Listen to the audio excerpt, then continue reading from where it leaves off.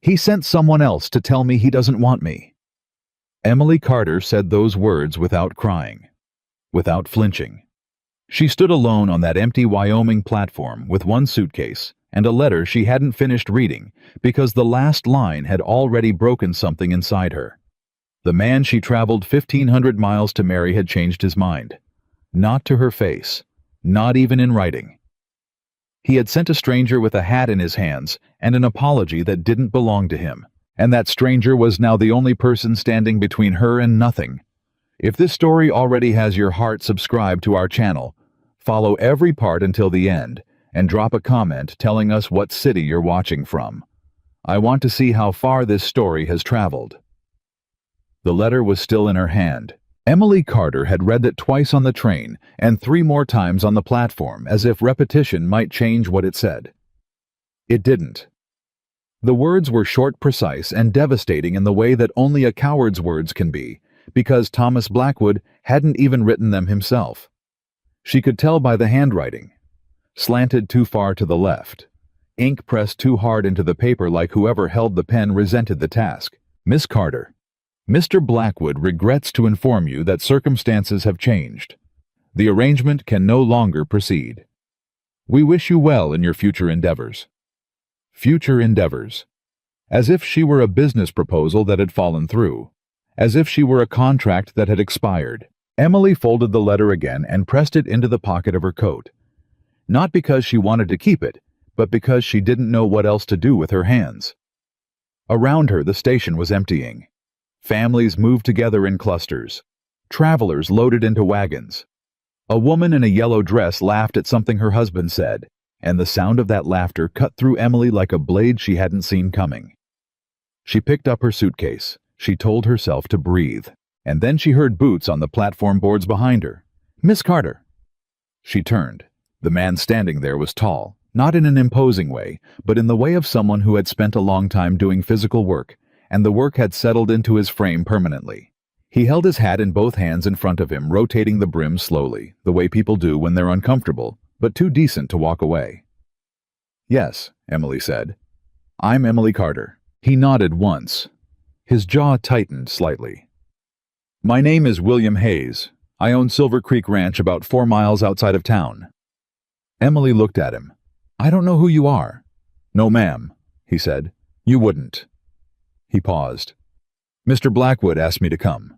The last 2 travelers on the platform picked up their bags and moved toward the street. The station master disappeared inside, and Emily Carter stood alone with a stranger holding his hat in his hands, and she understood, before he said another word, exactly what was about to happen. "He's not coming," she said. It wasn't a question. William Hayes looked at her directly for the first time. "No, ma'am. He's not coming."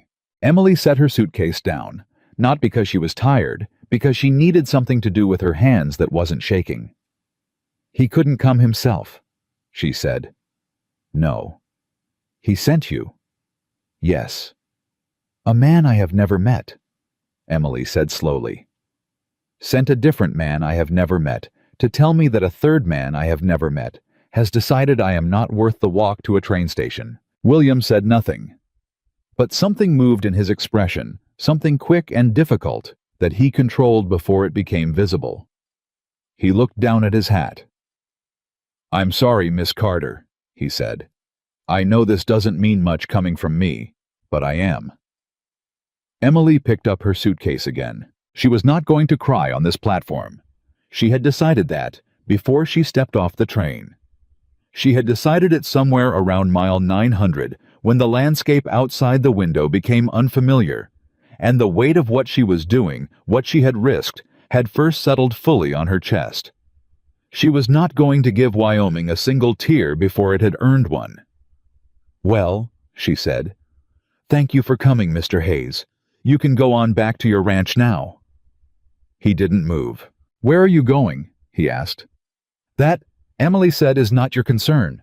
Miss Carter, I have the situation well in hand," she said crisply, and she walked toward the station door, and she had absolutely no idea what was on the other side of it, or what she was going to do when she got there. She had $7.40 in her coat pocket.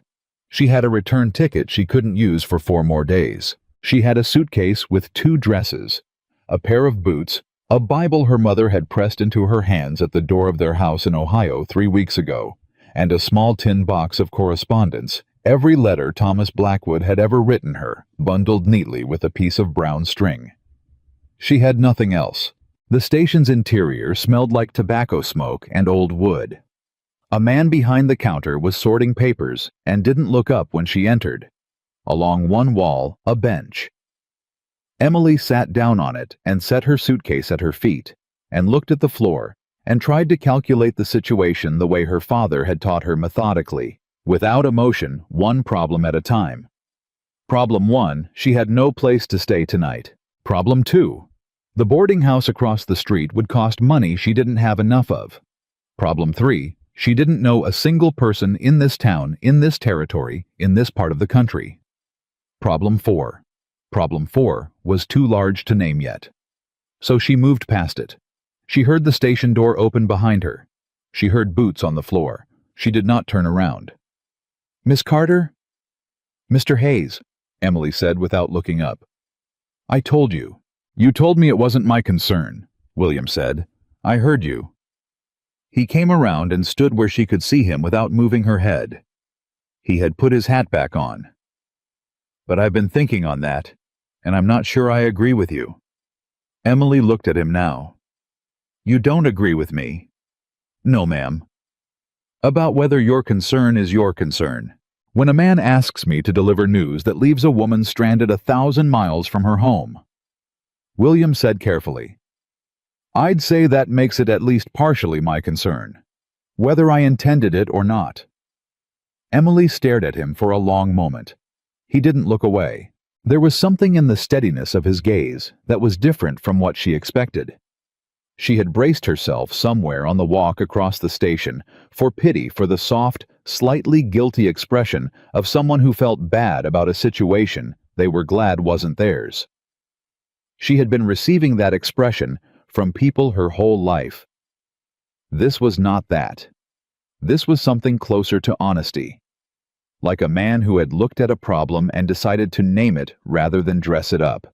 "What exactly?" Emily said. "Are you proposing Mr. Hayes?" He sat down on the bench across from her. "I have a ranch," he said. "I already told you that.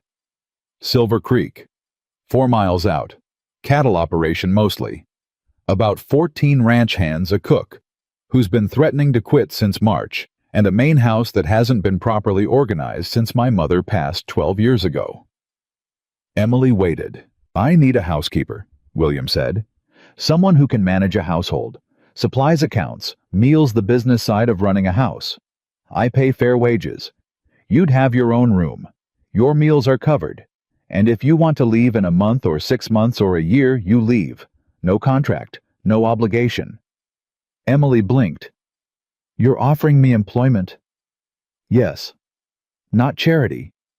"No." "Not—" She stopped. "Not a marriage," William said firmly. "That's not what this is. That's not what I'm asking." Emily looked down at her hands. "Why?" she said. "You don't know me. You don't owe me anything." William turned his hat in his hands again, the same motion she'd noticed on the platform, she realized. A habit. Something he did when he was choosing his words. "Because the man who should have been standing on that platform today asked me to come in his place," he said. "And I didn't think that through when I agreed to it. I should have. I should have told him to come himself, or not at all." He paused. "And because you sat down on that bench and started calculating instead of crying, and I figured a woman who does that in a situation like yours probably deserves better than a bench in a train station." Emily looked up at him. Something shifted in her chest. Not warmth exactly. Not yet. It was more like the recognition of something solid in the middle of a great deal of uncertainty, the way your foot feels when it finds ground after a long time of not being sure the ground is there. 4 miles, she said.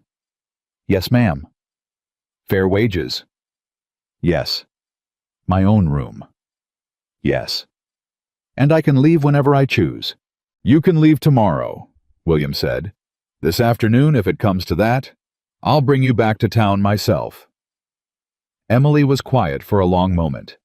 Outside, the wind moved against the station walls. Somewhere down the street, a horse shifted and stamped. The station master coughed behind his counter and turned a page.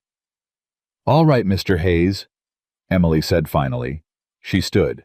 She picked up her suitcase. "Show me what you're working with." The wagon ride to Silver Creek Ranch was almost entirely silent. Emily sat on the bench seat beside William Hayes and watched Wyoming unfold around her in a way that was nothing like Ohio, and nothing like anything she had imagined when she read Thomas Blackwood's letters in her family's kitchen with her younger sister leaning over her shoulder. "The land is beautiful," he had written. "You will love it here. I think you are the kind of woman who knows how to find beauty in things." She had folded that letter very carefully and pressed it flat.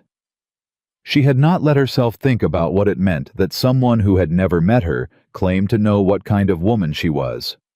She thought about it now. "How long have you known Thomas Blackwood?" she asked. William kept his eyes on the road. "About 6 years," he said. "Are you friends?" A pause. "We do business," William said. "He runs cattle, I run cattle. We use the same water rights on the Eastern Ridge." Another pause. "I wouldn't call us friends." "But you agreed to come tell me," Emily said. "He asked," William said. "And I thought it was a simple errand. And then you saw it wasn't." He looked at her then briefly, and then back at the road. "And then I saw it wasn't," he agreed. Emily turned back to the landscape. The mountains in the distance were something she hadn't expected.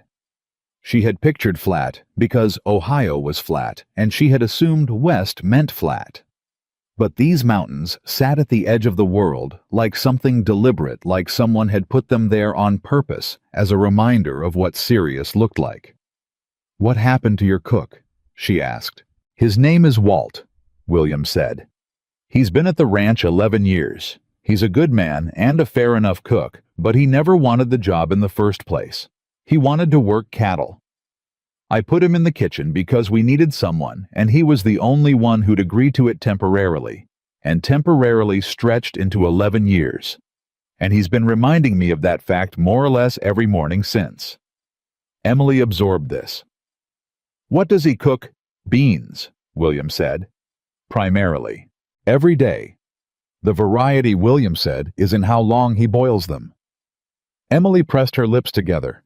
Something that was not quite a smile, but was in the neighborhood of one. "And the household accounts?" she asked. "When were they last organized?" William's expression shifted slightly. "Define organized," he said. "Recorded," Emily said. "Reconciled against expenditure. Checked against inventory." He was quiet for a moment.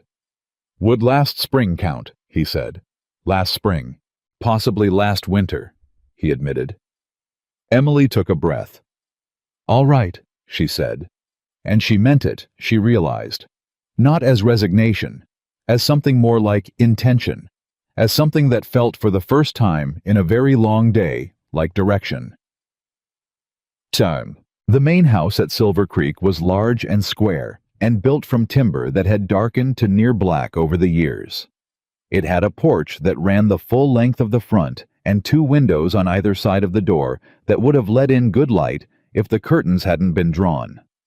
Emily walked through the front door and stopped. It wasn't that the house was dirty exactly. It wasn't filth or neglect in the visible sense. It was something harder to name, the particular quality of a space where no one has paid attention for a long time, where things had been put down and not picked up, and then worked around and eventually forgotten, where the functional had eaten the comfortable whole. She set her suitcase down. She looked at the main room, the kitchen beyond it, the long table with 8 chairs, 2 of which had been pushed to the wall and apparently stayed there. "How many people eat at this table?" she asked. 14 ranch hands take their meals here," William said. "I eat here. 12 on the table, the 2 youngest usually take their plates outside." "And the 2 chairs against the wall?" "My parents' chairs," he said. A beat of quiet. No one sits in them, she said. No. Emily looked at him. She didn't ask the next question. But she filed at the fact that a man who had lived alone in this house for 12 years had kept his parents' chairs against the wall like furniture in a museum, like objects from an era that no one was sure how to move out of or move past. I'll need to see the pantry, she said. Through the kitchen. The account ledgers. On the desk in the office, such as they are. The supply schedule, how often you resupply, what you order from whom. Walt handles that, William said, at his discretion. Walt, the cattle hand who cooks beans. That's the one. Emily pressed her lips together again. This time the almost smile was closer to the surface. Introduce me to Walt, she said.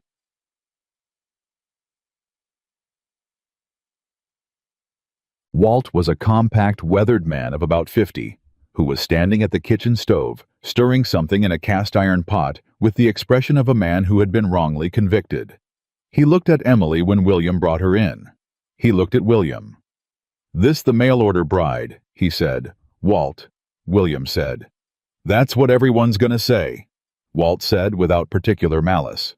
Might as well say it first. Emily stepped forward and extended her hand. Emily Carter, she said. I'm going to be managing the household, which means starting tomorrow morning, you are going back to cattle work. Walt stared at her. He looked down at her hand. He shook it. What's that smell?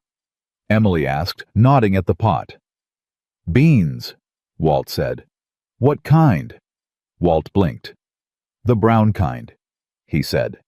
Emily looked at the pot. She looked at the shelf beside the stove, the jars of things that had been there long enough their labels were faded. She looked at the small iron hook where a ring of dried herbs hung untouched, still tied together from whenever someone had last thought to use them. Do you have flour? She asked. Somewhere, Walt said. Salt pork. We got a side of pork in the cold house. Potatoes? Cellar's got some. Good, Emily said. She looked at William. How many hands are you expecting for supper tonight? 12, he said. 2 are on night watch. All right. She looked at the kitchen with the same methodical attention she had turned on the situation at the train station, one problem at a time, in order, without panic. Give me 2 hours, she said. Walt looked at William. William looked at Emily. 2 hours, he said. What happened in those 2 hours would become in the memory of every man who ate at that table that night, the first time Silver Creek Ranch felt like something other than a place where they slept and worked. Emily did not make a feast. She made what the kitchen had: salt pork and potato stew cornbread and a pot of coffee that she found hidden in the back of a cabinet, and that she made strong enough that the smell of it reached the bunkhouse before the supper bell rang. The hands came in this way they always did. Boots heavy on the porch boards, conversation loud and careless on the steps, falling off into the usual flat silence as they sat down. And then they saw the table. Not the food specifically, but the way the table looked. The cloth Emily had found folded in a cedar chest, and shaken out and laid flat. The tin cups set right side up instead of turned over the way Walt left them. The cornbread cut and stacked on a board in the center. It was not elaborate, but it was intentional.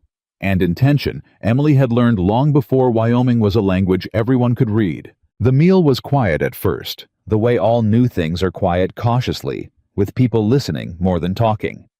But by the time the stew was passed, a second time, something had loosened. A man at the far end of the table told a story about a horse that had gotten loose and caused a 40-minute chase that morning. Another man corrected the timeline of the story loudly.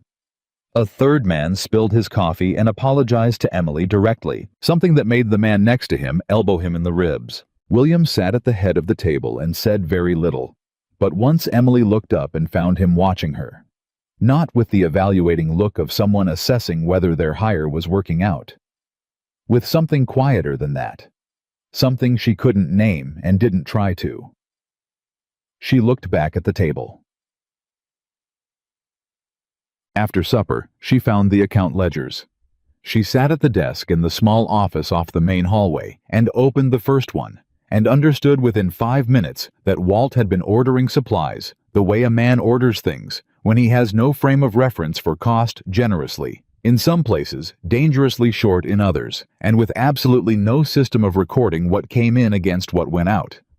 She worked for 3 hours. The lamp was the only light. When William came to the door of the office, sometime past 10 o'clock, she had covered the desk in notepaper with figures on it and had found 2 separate miscalculations in the ledger that between them accounted for nearly $60 of expenditure that couldn't be traced.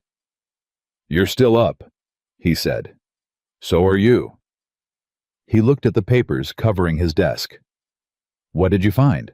"Nothing catastrophic," Emily said, which was a careful way of saying that she had found several things that could have become catastrophic if left another 6 months. "But your flour order in March was logged twice and paid twice. And somewhere between October and November of last year, someone ordered 2 extra barrels of salt pork that have never appeared in the cold house inventory." William stood in the doorway. "That's $60, he said. 58, Emily said. "Give or take." He was quiet. "I've been running this ranch for 12 years, he said. "I know. And in 12 years, no one ever—" He stopped. Emily looked at him. There was something in his expression that she had not seen on a man's face very often in her life. Not embarrassment exactly, but something adjacent to it. The specific feeling of realizing you have been competent in one direction for a very long time, while something was quietly going wrong in another direction. And someone you have known for 6 hours is the first person to tell you, "I found it in 3 hours," Emily said, not unkindly, factually, "with ledgers that haven't been reconciled in better part of a year." She paused. "I'll have a full accounting done by the end of the week, and a supply schedule, and a household budget that actually reflects what you're spending." William looked at her. A long moment. "Why did Thomas Blackwood not want to marry you, Miss Carter?" he said. Emily stilled. It was not a cruel question. He asked it the way someone asks a question when they already sense the answer is going to make them angry. "His family," Emily said carefully, "had concerns about my circumstances." "What circumstances?" "My family's finances," Emily said. "My father's farm didn't survive the drought 3 years ago. We lost the property." She kept her voice even. "The Blackwoods were looking for a bride who would bring something to the arrangement beyond herself, and I didn't." William said nothing for a moment. "And the letters," he said. "He wrote you for how long?" 7 months, Emily said. 7 months, William repeated. "He wrote to you for 7 months, and then changed his mind when the train was already moving." "His family changed his mind," Emily said. "His family changed his mind," William repeated, and his voice had gone very quiet in a way that was different from his natural quietness. A concentrated, controlled quiet, like something being held deliberately at a certain pressure. "Mr. Hayes," Emily said. "It's William," he said. She stopped. "William," she said carefully. "Don't make apologies for him," he said. "Please. I've heard enough of those today, and none of them were yours to make." Emily looked at him for a long moment. Outside, the wind moved through the ranch yard. A door somewhere banged once and settled. "I'm not making apologies," she said. "I stopped doing that sometime around Missouri." William looked at her. This time something in his expression shifted in a way she could read, not the controlled, deliberate steadiness of a man managing himself, but something that broke through the management briefly and was visible before he could put it away again. It looked, she thought, like relief, like he had expected her to be diminished by what had happened, and she wasn't, and that fact was doing something to him that he hadn't prepared for. "Get some rest, Miss Carter," he said. He pushed off the doorframe. "You've had a long enough day." "Emily," she said. He paused. "I'm not Miss Carter," she said. "Not here. If we're going to work in the same house, use my name." He looked at her for one more moment. "Emily," he said, And then he walked down the hall, and his boots were quiet on the floorboards in a way they hadn't been before, and Emily Carter turned back to the ledgers and kept working. She worked until midnight. And for the first time since the letter in her pocket had been placed in her hand on a platform in the middle of Wyoming, she was not thinking about Thomas Blackwood. She was thinking about the $60 discrepancy. She was thinking about the herb ring hanging untouched on its hook. She was thinking about 2 chairs pushed against a wall in a room where no one had explained why they stayed there.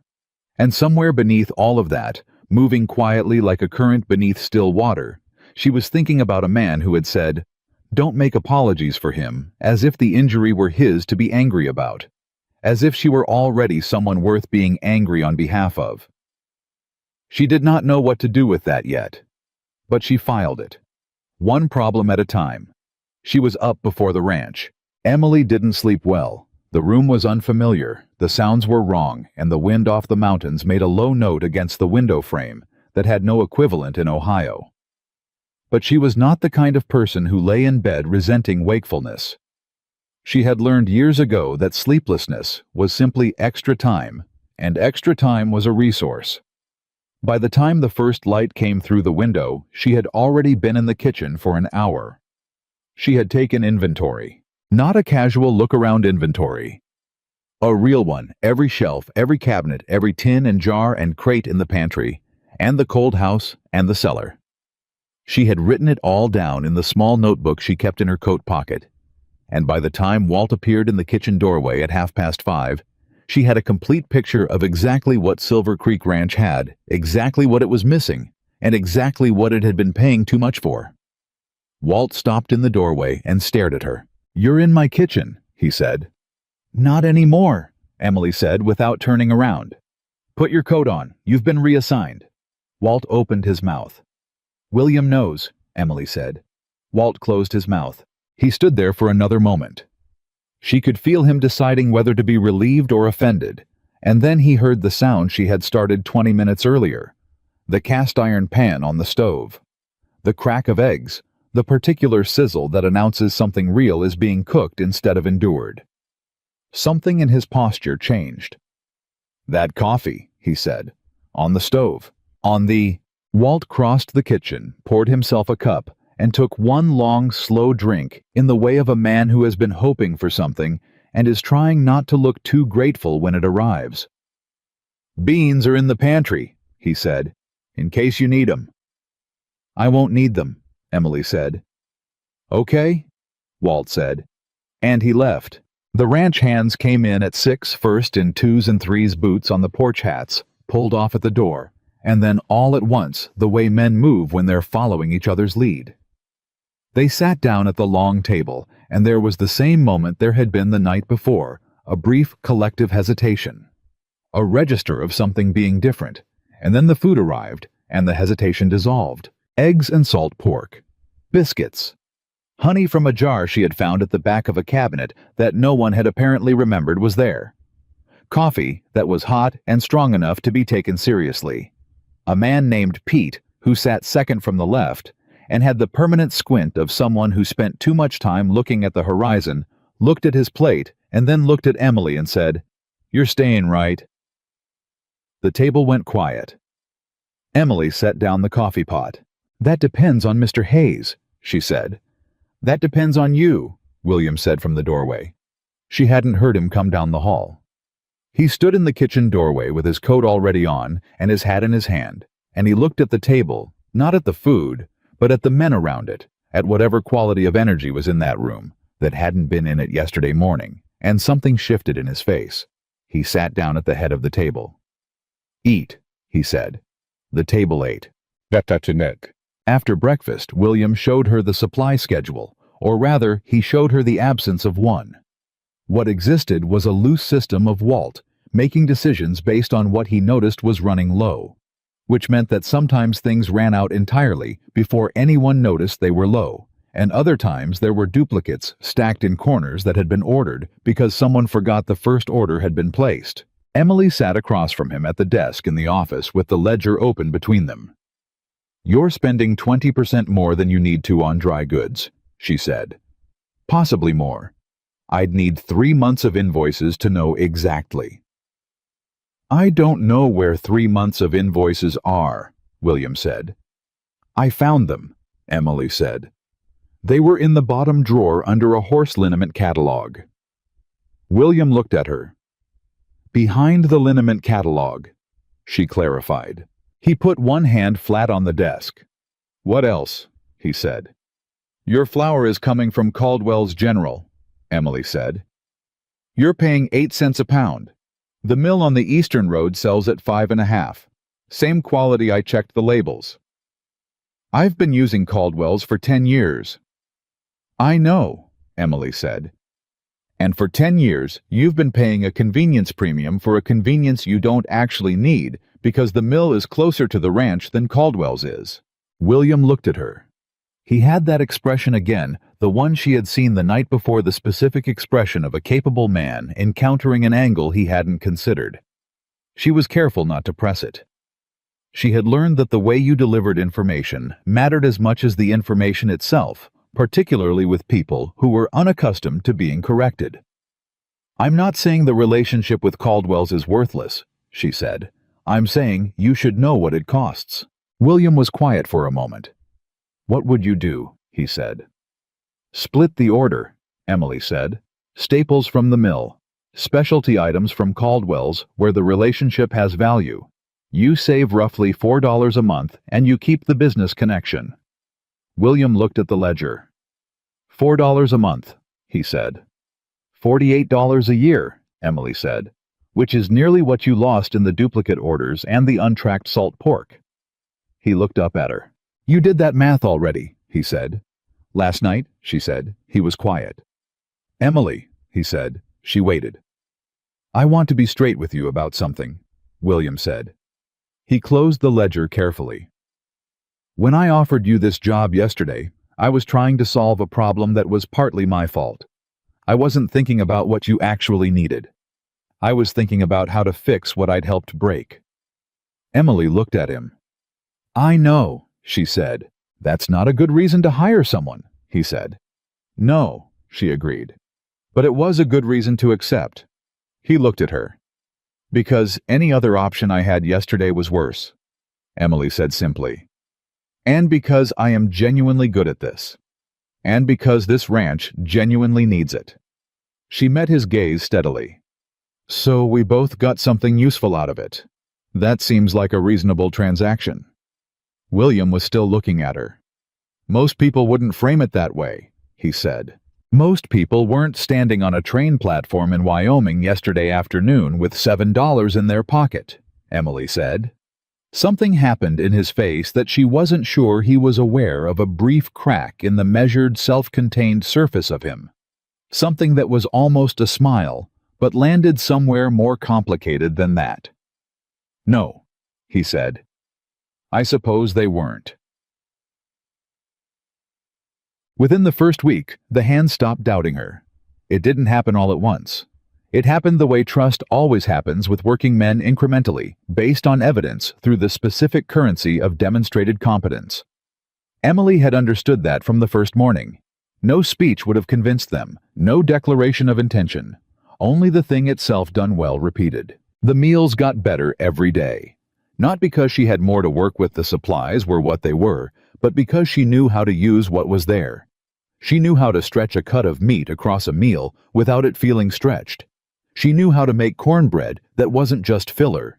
She reorganized the pantry so that things were where they could be found. She set up a simple system for supply tracking, a chalkboard in the pantry, where whoever used the last of something wrote it down before they left. It took 3 days for the habit to take hold, but it took hold. She found the household budget ledger, worked through every entry for the past 18 months, and by Thursday had a complete accounting that showed exactly where the money went, and a proposal for where it could go differently.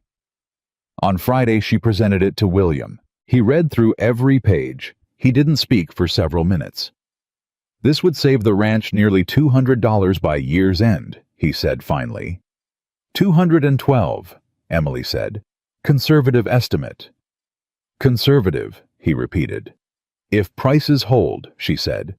If they drop, which the mill owner suggested they might in the fall, closer to 250. William set the papers down on the desk. "Where did you learn this?" he said. Emily was quiet for a moment. "My father," she said. "Before the drought, he kept meticulous books. He taught me to keep them too." She paused. "It didn't save the farm in the end. But it wasn't the bookkeeping that failed." William looked at her carefully. "What failed?" he said. "3 summers with no rain," Emily said, "and a bank that called the note early." He was quiet. "I'm sorry," he said, and he meant it the way he had meant it on the platform, not as a formality, but as a direct statement of a real feeling. "Don't be," Emily said. "It taught me the difference between systems that fail because they're poorly designed and systems that fail because the world is indifferent." She looked at him. "Yours are poorly designed. That's actually the better problem to have." William looked at her for a long moment, and then for the first time since she had arrived at Silver Creek Ranch, he laughed. It was not a large laugh. It was quiet and brief and slightly startled, the laugh of someone who hadn't expected to find something funny and wasn't entirely sure what to do with the feeling. But it was real. And it changed the temperature of the room in a way that Emily noted and did not comment on. "All right," he said. "Do it. All of it. All of it," he said.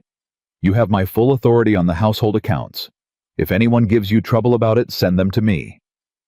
Emily nodded. She gathered her papers. She was almost to the door when he said, "Emily." She stopped. 212, he said. "That's not a housekeeper's number." She turned slightly. "What is it?" she said. He looked at her. "I don't know yet," he said. Emily turned back to the door and walked out, and she kept her expression even and her pace steady, and she did not let herself think about what that sentence meant until she was in the kitchen with the door closed. The complication arrived on a Tuesday in the form of a man named Richard Caldwell, not the mill owner, the other Caldwell. Richard Caldwell Sr., who owned the Caldwell land and cattle empire that spread across the better part of 3 counties, and who had been, for the past several years, applying steady pressure to the smaller ranch operations in the valley in ways that were always technically legal and always understood by everyone involved to be something else entirely. He rode up to the ranch in the mid-morning on a black horse with 2 men Emily didn't recognize flanking him, and he didn't knock. He walked onto the porch and called William's name through the front door, as if the door were a formality. Emily answered it. Caldwell was in his mid-50s, broad in the shoulders, with a face that had learned long ago to look pleasant while meaning something else. He looked at Emily with the slight pause of a man recalibrating. "You must be the Carter woman," he said. "I'm Emily Carter, yes," she said. "Can I help you?" Caldwell smiled. It was the smile of someone who finds other people's dignity mildly entertaining. "Is William in?" he said. "I'll find out," Emily said. "Your name?" The smile stayed.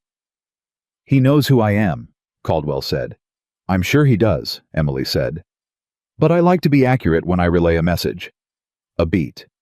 "Richard Caldwell," he said. "Thank you," Emily said. "Wait here, please." She closed the door. She walked down the hall to the back of the house where William was in the workyard talking to 2 of his hands about the north fence line, and she said, "Richard Caldwell is at the front door. He didn't knock." William's expression did something fast and controlled. "How many men?" "2 with him." "Armed?" Emily thought about it. "The men on the horses, yes," she said. "Caldwell himself, I wasn't looking for it." William looked at her. "Good eye," he said, and it was said plainly as a statement of fact, which for reasons she didn't fully examine, landed differently than a compliment would have. He went to the front door. Emily followed. Caldwell's expression shifted when William opened the door. The smile recalibrated again this time, into the warmth of old acquaintance, which sat on his face like a coat that didn't quite fit. "William," he said. "Good to see you." "Caldwell," William said. "Mind if I come in? What's this about?" A flicker. The smile held. "Rather talk inside," Caldwell said. "I'm comfortable here," William said. A pause.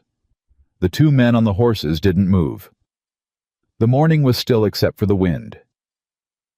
I've been looking at the water rights on the eastern ridge, Caldwell said. The seasonal usage agreement expires at the end of October. I know when it expires, William said. I'd like to discuss the renewal terms, Caldwell said. There's been some changes in how we're running the North Pasture. Affects the downstream flow. I'd like to negotiate something that accounts for the new situation. William said nothing for a moment. Send me the proposal in writing, he said. I'll have a response within the week. Caldwell's smile shifted again, barely just at the edges. Would have thought we could do this friend to friend, he said. Send me the proposal, William said. A long beat. Caldwell looked past William. He looked at Emily standing slightly behind and to the left. Didn't realize you had company, he said. The word company did work that the word itself shouldn't have been able to do. Miss Carter manages my household, William said. His voice was flat. Not defensive flat in the specific way of someone removing emotion from their voice, because the emotion they have is not appropriate for the current situation. That right, Caldwell said. Not a question. Good day, Richard, William said. Caldwell held the moment one beat longer than necessary, the small power assertion of a man who is used to controlling the length of interactions. And then he smiled and touched the brim of his hat. Miss Carter, he said. Emily said nothing. Caldwell walked back to his horse mounted in one practiced motion and rode out of the yard with his two men behind him without looking back. William stood on the porch until they were out of the yard. Then he turned and went inside past Emily and down the hall without speaking, and into the office where he stood at the desk with one hand on the back of the chair. Emily stood in the doorway. What does he actually want? She said. William was quiet for a moment. The water rights are an excuse, he said. What he wants is the eastern pasture. Has been for 3 years. The water rights run through my land without access to them. His north expansion plan doesn't work. And the agreement expiring gives him leverage, Emily said. He thinks it does, William said. Does it? William turned and looked at her. The agreement was written in 1879, he said. My father negotiated it. It has a renewal clause that Caldwell's people have been arguing is non-binding for the last 2 cycles. We've been disputing it. He paused. The territorial court is supposed to rule on it in November. Emily took this in. Who drew up the original agreement? She said. Judge Harlan's predecessor, William said. A man named Aldous Webb. Is the agreement in your files? It should be. Should be, Emily said. William looked at her. Bottom drawer, he said. Emily crossed to the filing cabinet. She opened the bottom drawer. She found the agreement 11 minutes later behind 3 years of horse sale receipts and what appeared to be a seed catalog from 1882.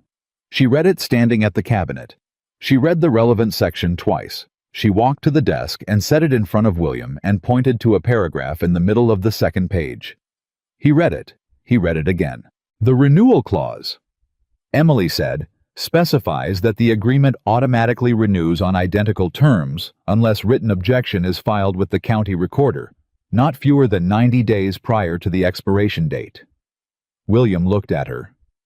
Caldwell's people have been arguing the renewal is non-binding, she said. But the agreement doesn't say the renewal is binding.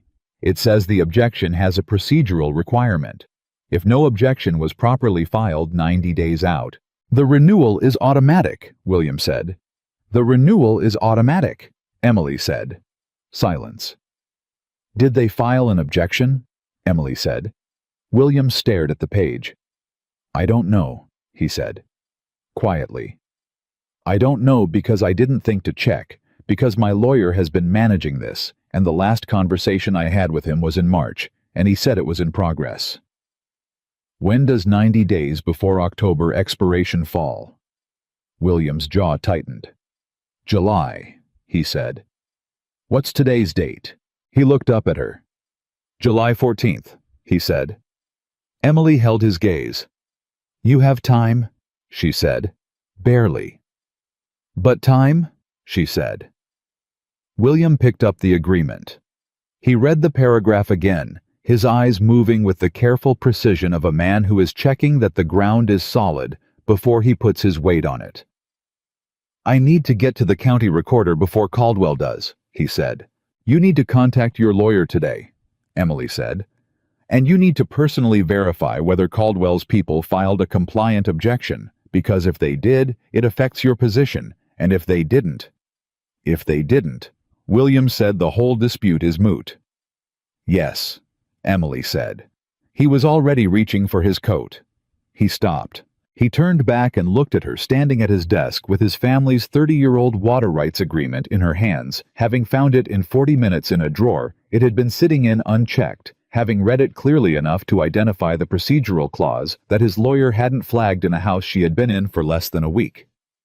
Emily, he said. She looked at him. Where were you, he said slowly, before Wyoming? She held the question for a moment. Ohio, she said. Keeping my father's books. Then keeping the books for a dry goods merchant in Columbus who paid me half of what the work was worth because I was a woman and he could. She set the agreement on the desk. And then answering an advertisement in a correspondence catalog because it seemed like it might lead somewhere better. William looked at her for a long moment. It did, he said. He said it simply without flourish and walked out to saddle his horse. Emily stood in the office alone. She picked up the water rights agreement and read it a third time, making sure she hadn't made an error. She hadn't. She set it down. She went back to the kitchen to start lunch. Mug. He came back that evening with news that split the situation down the middle. Not a clean resolution, but not a defeat either. Caldwell's lawyer had filed an objection, but the filing was dated July 9th. The 90-day window had a start date of July 8th. 1 day. The filing was 1 day late. Whether that mattered depended on interpretation on whether a court considered the 90-day window strictly inclusive or exclusive of the start date. William's lawyer believed it was exclusive, which made Caldwell's filing compliant. An independent reading of the statute suggested the window was inclusive, which made the filing late. William sat at the table with his lawyer's letter in front of him and went through it with Emily line by line. So we have an argument, Emily said. We have an argument, William said. We don't have a certainty. That's different from where you were this morning. Yes, he said. Better. Marginally. Emily looked at the letter. Who's the territorial court judge on this? Harlan, William said. Same judge who's been on the bench for 20 years. And his relationship with Caldwell. A pause. Complicated, William said. Emily looked at him. Define complicated, she said. Caldwell funded his first campaign, William said. 12 years ago. Harlan has been independent since then mostly. But Caldwell hasn't forgotten, and he hasn't let Harlan forget either. Emily sat back. She looked at the ceiling. Then the legal argument may not be enough on its own, she said. Probably not, William said. You need the legal argument and something else, she said. Something that makes ruling against you more costly for Harlan than ruling for Caldwell. William looked at her. That's a political problem, he said. Yes, Emily said. It is.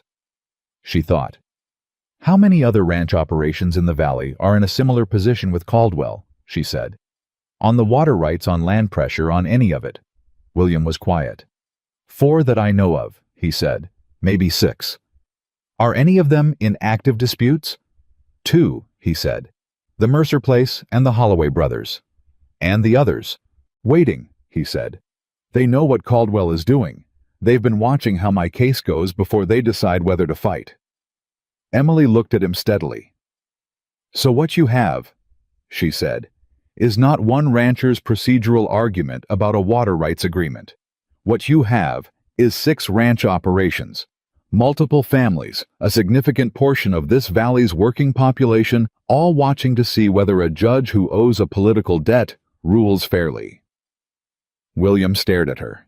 If you bring that into the open, Emily said, before November, If the people in this valley understand what's actually at stake and who's watching, it becomes harder for Harlan to make the convenient ruling. You're talking about public pressure, William said. I'm talking about transparency, Emily said, which is only pressure to people who were planning to do something that couldn't survive being seen. The lamp flickered. William sat very still. He looked at Emily Carter, the woman who had arrived at his ranch 6 days ago with a suitcase and a broken arrangement and $7 in her coat pocket, and something moved across his face that was more complex than any single thing she had a name for. Emily, he said.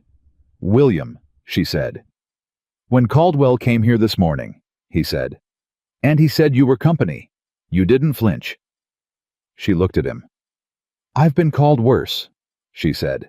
That's not what I'm saying, William said. He leaned forward slightly. I'm saying he was trying to make you feel like you didn't belong here, like your being here was a mark against you, against me. Emily said nothing. And you stood in that doorway, William said, and you asked him his name like you had every right in the world to ask it. A beat. Because I did, Emily said. William held her gaze. Yes, he said. You did. The kitchen was quiet. Outside, one of the hands was crossing the yard boots on dry ground, the brief creak of the bunkhouse door. I'll write to the Mercer place tomorrow, William said finally. And the Holloways. I can draft the letters, Emily said, if you'd like. I would like, he said. He gathered the papers from the table. He stood. He was almost out of the kitchen when he paused. The agreement you found this afternoon, he said without turning. That was already the second time you found something that was going to matter. Emily waited. I want you to know, he said, that I'm aware of that. He walked out. Emily sat at the table for a long moment after his footsteps faded down the hall. She thought about what he had said. I want you to know that I'm aware of that. And she thought about the way he said it, as if awareness itself were a form of honoring something, as if the act of noticing had moral weight. Thomas Blackwood had written her letters for 7 months. In 7 months of letters, he had never once said anything that made her feel seen the way those 2 sentences did. She blew out the lamp. She went to her room. She lay in the dark and listened to the wind off the mountains and thought about a man who said thank you by telling the truth. And she did not sleep for a long time. But it was a different kind of sleeplessness than the night before. It was the kind that comes not from loss, but from something quietly arriving, that you don't yet have a name for something you're almost afraid to name too early in case the naming breaks it. She lay still. She let it be unnamed, for now. The letters went out the next morning. Emily wrote them herself, 3 drafts before she had the language right. Not too urgent, not too political. Clear enough that the Mercer family and the Holloway brothers would understand exactly what was at stake without feeling like they were being organized into something they hadn't agreed to join. She knew how people read letters. She knew the difference between a letter that asked for help and a letter that offered it. These were the second kind. William read them over breakfast without changing a word. He signed them without comment. He handed them back to her. You've done this before, he said. My father used to say that the most powerful thing a person can put on paper is a fact stated plainly, Emily said. People can argue with opinions. They can't argue with facts. Your father sounds like he was a smart man. He was, Emily said. He just ran out of time to use it. William looked at her for a moment. Then he folded the letters into their envelopes and rode into town. Emily went back to the kitchen and started the day. She had gotten used to the rhythm of the ranch by now, the way the mornings ran the sounds of the yard, the particular cadence of 14 men who had settled into a working routine together over years. She had started to understand who was reliable and who needed reminding. She knew that Pete was the first one up and the last one to ask for anything. She knew that a young hand named Cody, who couldn't have been more than 19, left his plate cleaner than anyone else at the table and was too proud to ever take a second helping until someone else went first. She started leaving the serving dish closer to his end of the table. He never said anything about it, but he stopped looking hungry. These were small things. Emily understood that. They were not the water rights dispute, or the household budget, or the $60 in duplicate orders. But she had learned long ago that the small things were what a place was actually made of, the texture beneath the structure. And if you got the small things right, the large things had better ground to stand on. She was in the middle of thinking about this when Walt came back from the far pasture at midday with news that changed everything. He came through the kitchen door fast, which was not his habit, and he was still wearing his work gloves, which meant he hadn't stopped to think before he came in, which meant what he had to say was urgent enough that thinking felt like a delay. "We got a problem," he said. Emily set down what she was holding. "What happened?" "Ryder just came in from the Caldwell side," Walt said. "One of his men. He wasn't supposed to be on our north pasture, but he was, and Pete saw him on the way back from checking fence line. Wasn't checking fences." Walt pulled off one glove. "He was measuring." Emily looked at him. "Measuring what?" "That's what Pete wants to know," Walt said. He had a surveyor's rod with him, one of the new kind with the brass fittings. And he was out there alone, which means he wasn't doing it officially because official surveys don't come without notice. Emily's mind moved quickly through what she knew: the water rights agreement, the expiration date, the disputed 90-day window, the November court date. "Where is Pete now?" she said. "Outside," Walt said. "Get him." Walt went. Pete came in still carrying his hat from where he'd pulled it off at the door. He was a measured man, not given to alarm, which made the fact that he'd come back at a run more significant than anything he was about to say. "Tell me exactly what you saw," Emily said. Pete told her. The Caldwell man had been on the northwest corner of the north pasture, which was, Emily knew from the water rights agreement she had now read 4 times, the precise location of the boundary marker that determined the upstream start of the easement corridor. He had been there for at least an hour before Pete spotted him. He had measurement tools, a notebook, and a horse with a Caldwell brand. "Did he see you?" Emily said. "He saw me," Pete said. "He left fast, but he saw me." Emily thought. "Did he take anything with him, stakes markers?" "Not that I saw," Pete said. "All right." Emily was already moving toward the office. "Pete, write down what you saw exactly as you told me, time, location, what he was doing, what equipment he had, date it and sign it." She looked at him. "Can you do that now?" Pete looked mildly surprised to be asked to write something, but not resistant. "Yes, ma'am," he said. "Walt, I need you to ride to the north corner after lunch and see if there are any marks on the ground, anything driven in or scratched into the boundary posts. Don't touch anything. Just look."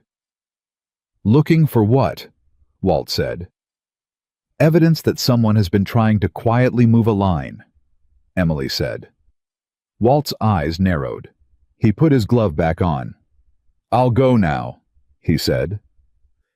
William came back from town at mid-afternoon. Emily was waiting for him on the porch. He saw her expression before he dismounted, and he swung down faster than usual. "What happened?" he said. She told him. She watched him go through it the way she had learned he went through difficult information quietly, without interruption. Face-controlled processing it in a way that left no visible trace on the surface until he had decided what the surface should show. When she finished, he said, "Where's Pete?" "Office," Emily said. "Writing up his account." "Walt?" "North pasture, looking for markers." William looked at her. "You already moved on it," he said. "Yes," she said. He didn't say anything for a moment. "Good," he said. He went inside. She followed. Pete's written account was 4 paragraphs of careful, plain language, the kind of writing that comes from a man who doesn't write often and therefore doesn't waste words. William read it twice. "This is enough to challenge the survey if they try to file it," he said. "It's enough to show the court that Caldwell's people were on your land without notice, conducting measurements in connection with a live dispute," Emily said. "Whether it's enough to stop anything depends on what they were actually doing." "They were trying to establish a new baseline," William said. He set the paper down. If they file an amended survey that moves the upstream marker 6 feet west, it changes the easement calculation. My water access drops by about a third. Emily looked at him. And they would file it, she said, as if the marker had always been there. Yes, William said. And dispute the original placement. Yes. Can the original placement be proven? William was quiet for a moment. My father had a survey done in 1874, he said, before the agreement was written. If that survey still exists... Is it in the files? Emily said. He looked at her. She was already moving to the filing cabinet. 35 minutes later, she found it. It was at the very back of the top drawer inside a larger folder labeled in faded ink that said, Land Original. The 1874 survey was folded into quarters and had the texture of paper that had been handled many times and then not handled at all for a very long time. Emily opened it carefully. It had the upstream marker precisely located. Measurements, compass bearings, the surveyor's name, and seal a man named Joseph Crandall of Cheyenne.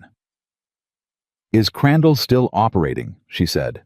He died in 1881, William said, standing behind her. But his firm still exists. His son took it over. Emily looked at the seal. The firm's records would have a copy, she said. Filed originals instruments used field notes. If Caldwell challenges the marker placement, you file the 1874 survey and request the firm's copy from Cheyenne. She set it on the desk. That's your proof. William stood very still. He was looking at the survey, and then he looked at Emily, and there was something in that look that was harder to manage than gratitude. It was the look of a man who had been carrying something alone for a long time, and had just realized he wasn't carrying it alone anymore, and didn't know quite yet what to do with that realization. 2 things, he said quietly. You've now found 2 things in this office that were going to be decisive and that I didn't know were there. 3, Emily said, counting the duplicate flower order. Something shifted in his face. 3. He agreed. He picked up the 1874 survey. I need to get this to my lawyer, he said. Today. I can make a copy, Emily said, before it leaves this house, in case something happens to the original in transit. William looked at her. You think of everything, he said. It was not flattery. It was observation, the kind of observation that carries a question inside it. I think of the next problem, Emily said. That's all. Walt came back from the north pasture before supper. He came into the kitchen where Emily was working and set his hat on the table and said without preamble, 2 stakes, new wood, about 9 feet west of the original corner marker. The kitchen went very quiet. Emily looked at him. You didn't touch them. Left them exactly as I found them, Walt said. But I measured the distance myself. He reached into his coat pocket and produced a folded piece of paper. Drew it out best I could. Where the original marker sits, where the new stakes are, distance between. Emily took the paper. She looked at it. Walt, she said. Ma'am, he said. This is exactly what we needed, she said. Walt pulled his hat off the table and put it back on. Figured Caldwell's been helping himself to things around here long enough, he said. And he walked out. Emily stood in the kitchen holding the paper and thought about the fact that 3 days ago, Walt had handed her a pot of beans and told her they were the brown kind, and now he was conducting field measurements on her behalf, as if it were the most natural extension of his job description in the world. She thought about what that meant. She thought about what all of it meant. The letters she'd written, the agreement she'd found, the survey, the stakes in the north pasture, the weight of an 11-year accumulated disorder being slowly brought to order. And she thought about the thing she had been not thinking about carefully for 4 days now, which was the way William Hayes looked at her when he thought she wasn't paying attention. She put that thought away. She went back to supper.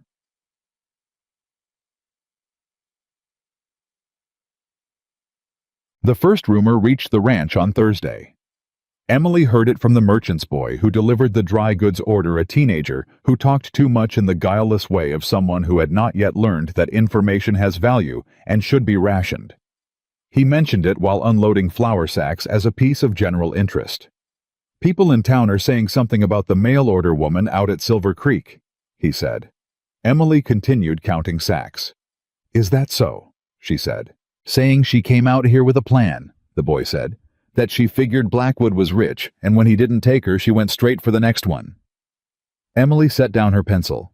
She looked at the boy, who was 17 at most, and repeating what he'd heard, and not personally malicious. "Who is saying that?" she said. He shrugged. "People at Caldwell's store," he said. Emily looked at him for a moment. "Thank you for the delivery," she said. "Tell your father the order was complete." The boy left. Emily stood in the kitchen and held what she'd just heard and turned it over. The way you turn something over to check it from all sides, not because you're shocked by it, but because you want to understand its shape before you decide what to do about it. She was not shocked. She had been a woman without money, in a world that valued women primarily for the money they carried into a marriage, and she had been navigating that reality since she was 17 years old. She knew exactly what this was. It was Caldwell, or someone close to Caldwell, using the most available weapon against the most available target. What she didn't know was how far it had spread. She found out at church on Sunday. William had asked her to come, not as a social engagement, but because he had arranged to meet with Daniel Mercer and Frank Holloway after the service, and he wanted her there because she had written the letters that brought them. She went. She wore her good dress, the navy blue one, the better of her two, and she sat beside William in the third row, and she felt the attention of the room on her back like a physical thing. It was not hostile exactly. It was the particular attention of a community that has been given a story about someone and is now seeing that person for the first time and is trying to reconcile the story with the reality. Emily sat straight. She did not perform ease. She simply did not perform anything else. After the service in the yard outside, a woman named Margaret Holloway, Frank's wife, a small, brisk woman in her 50s with the handshake of someone who had spent decades working, took Emily's hand and held it a moment longer than a greeting required. "You wrote us a fine letter," Margaret said quietly. "I'm glad it was useful," Emily said. "Frank wanted to reach out 2 years ago," Margaret said. "Didn't know how to do it without it looking like he was asking for something." She looked at Emily directly. "Your letter made it look like cooperation. That's a different thing entirely." Emily looked at her. "It is a different thing," Emily said. "Because it is cooperation." Margaret smiled, small, real, and satisfied in the way of a woman who has been hoping to have this conversation and is glad it has gone the way she expected. "Don't let what they're saying in town bother you," Margaret said. "People repeat what Caldwell wants them to repeat. That's his first strategy, always has been." "What's his second strategy?" Emily said. Margaret's expression shifted. "That," she said, "is what we need to talk about."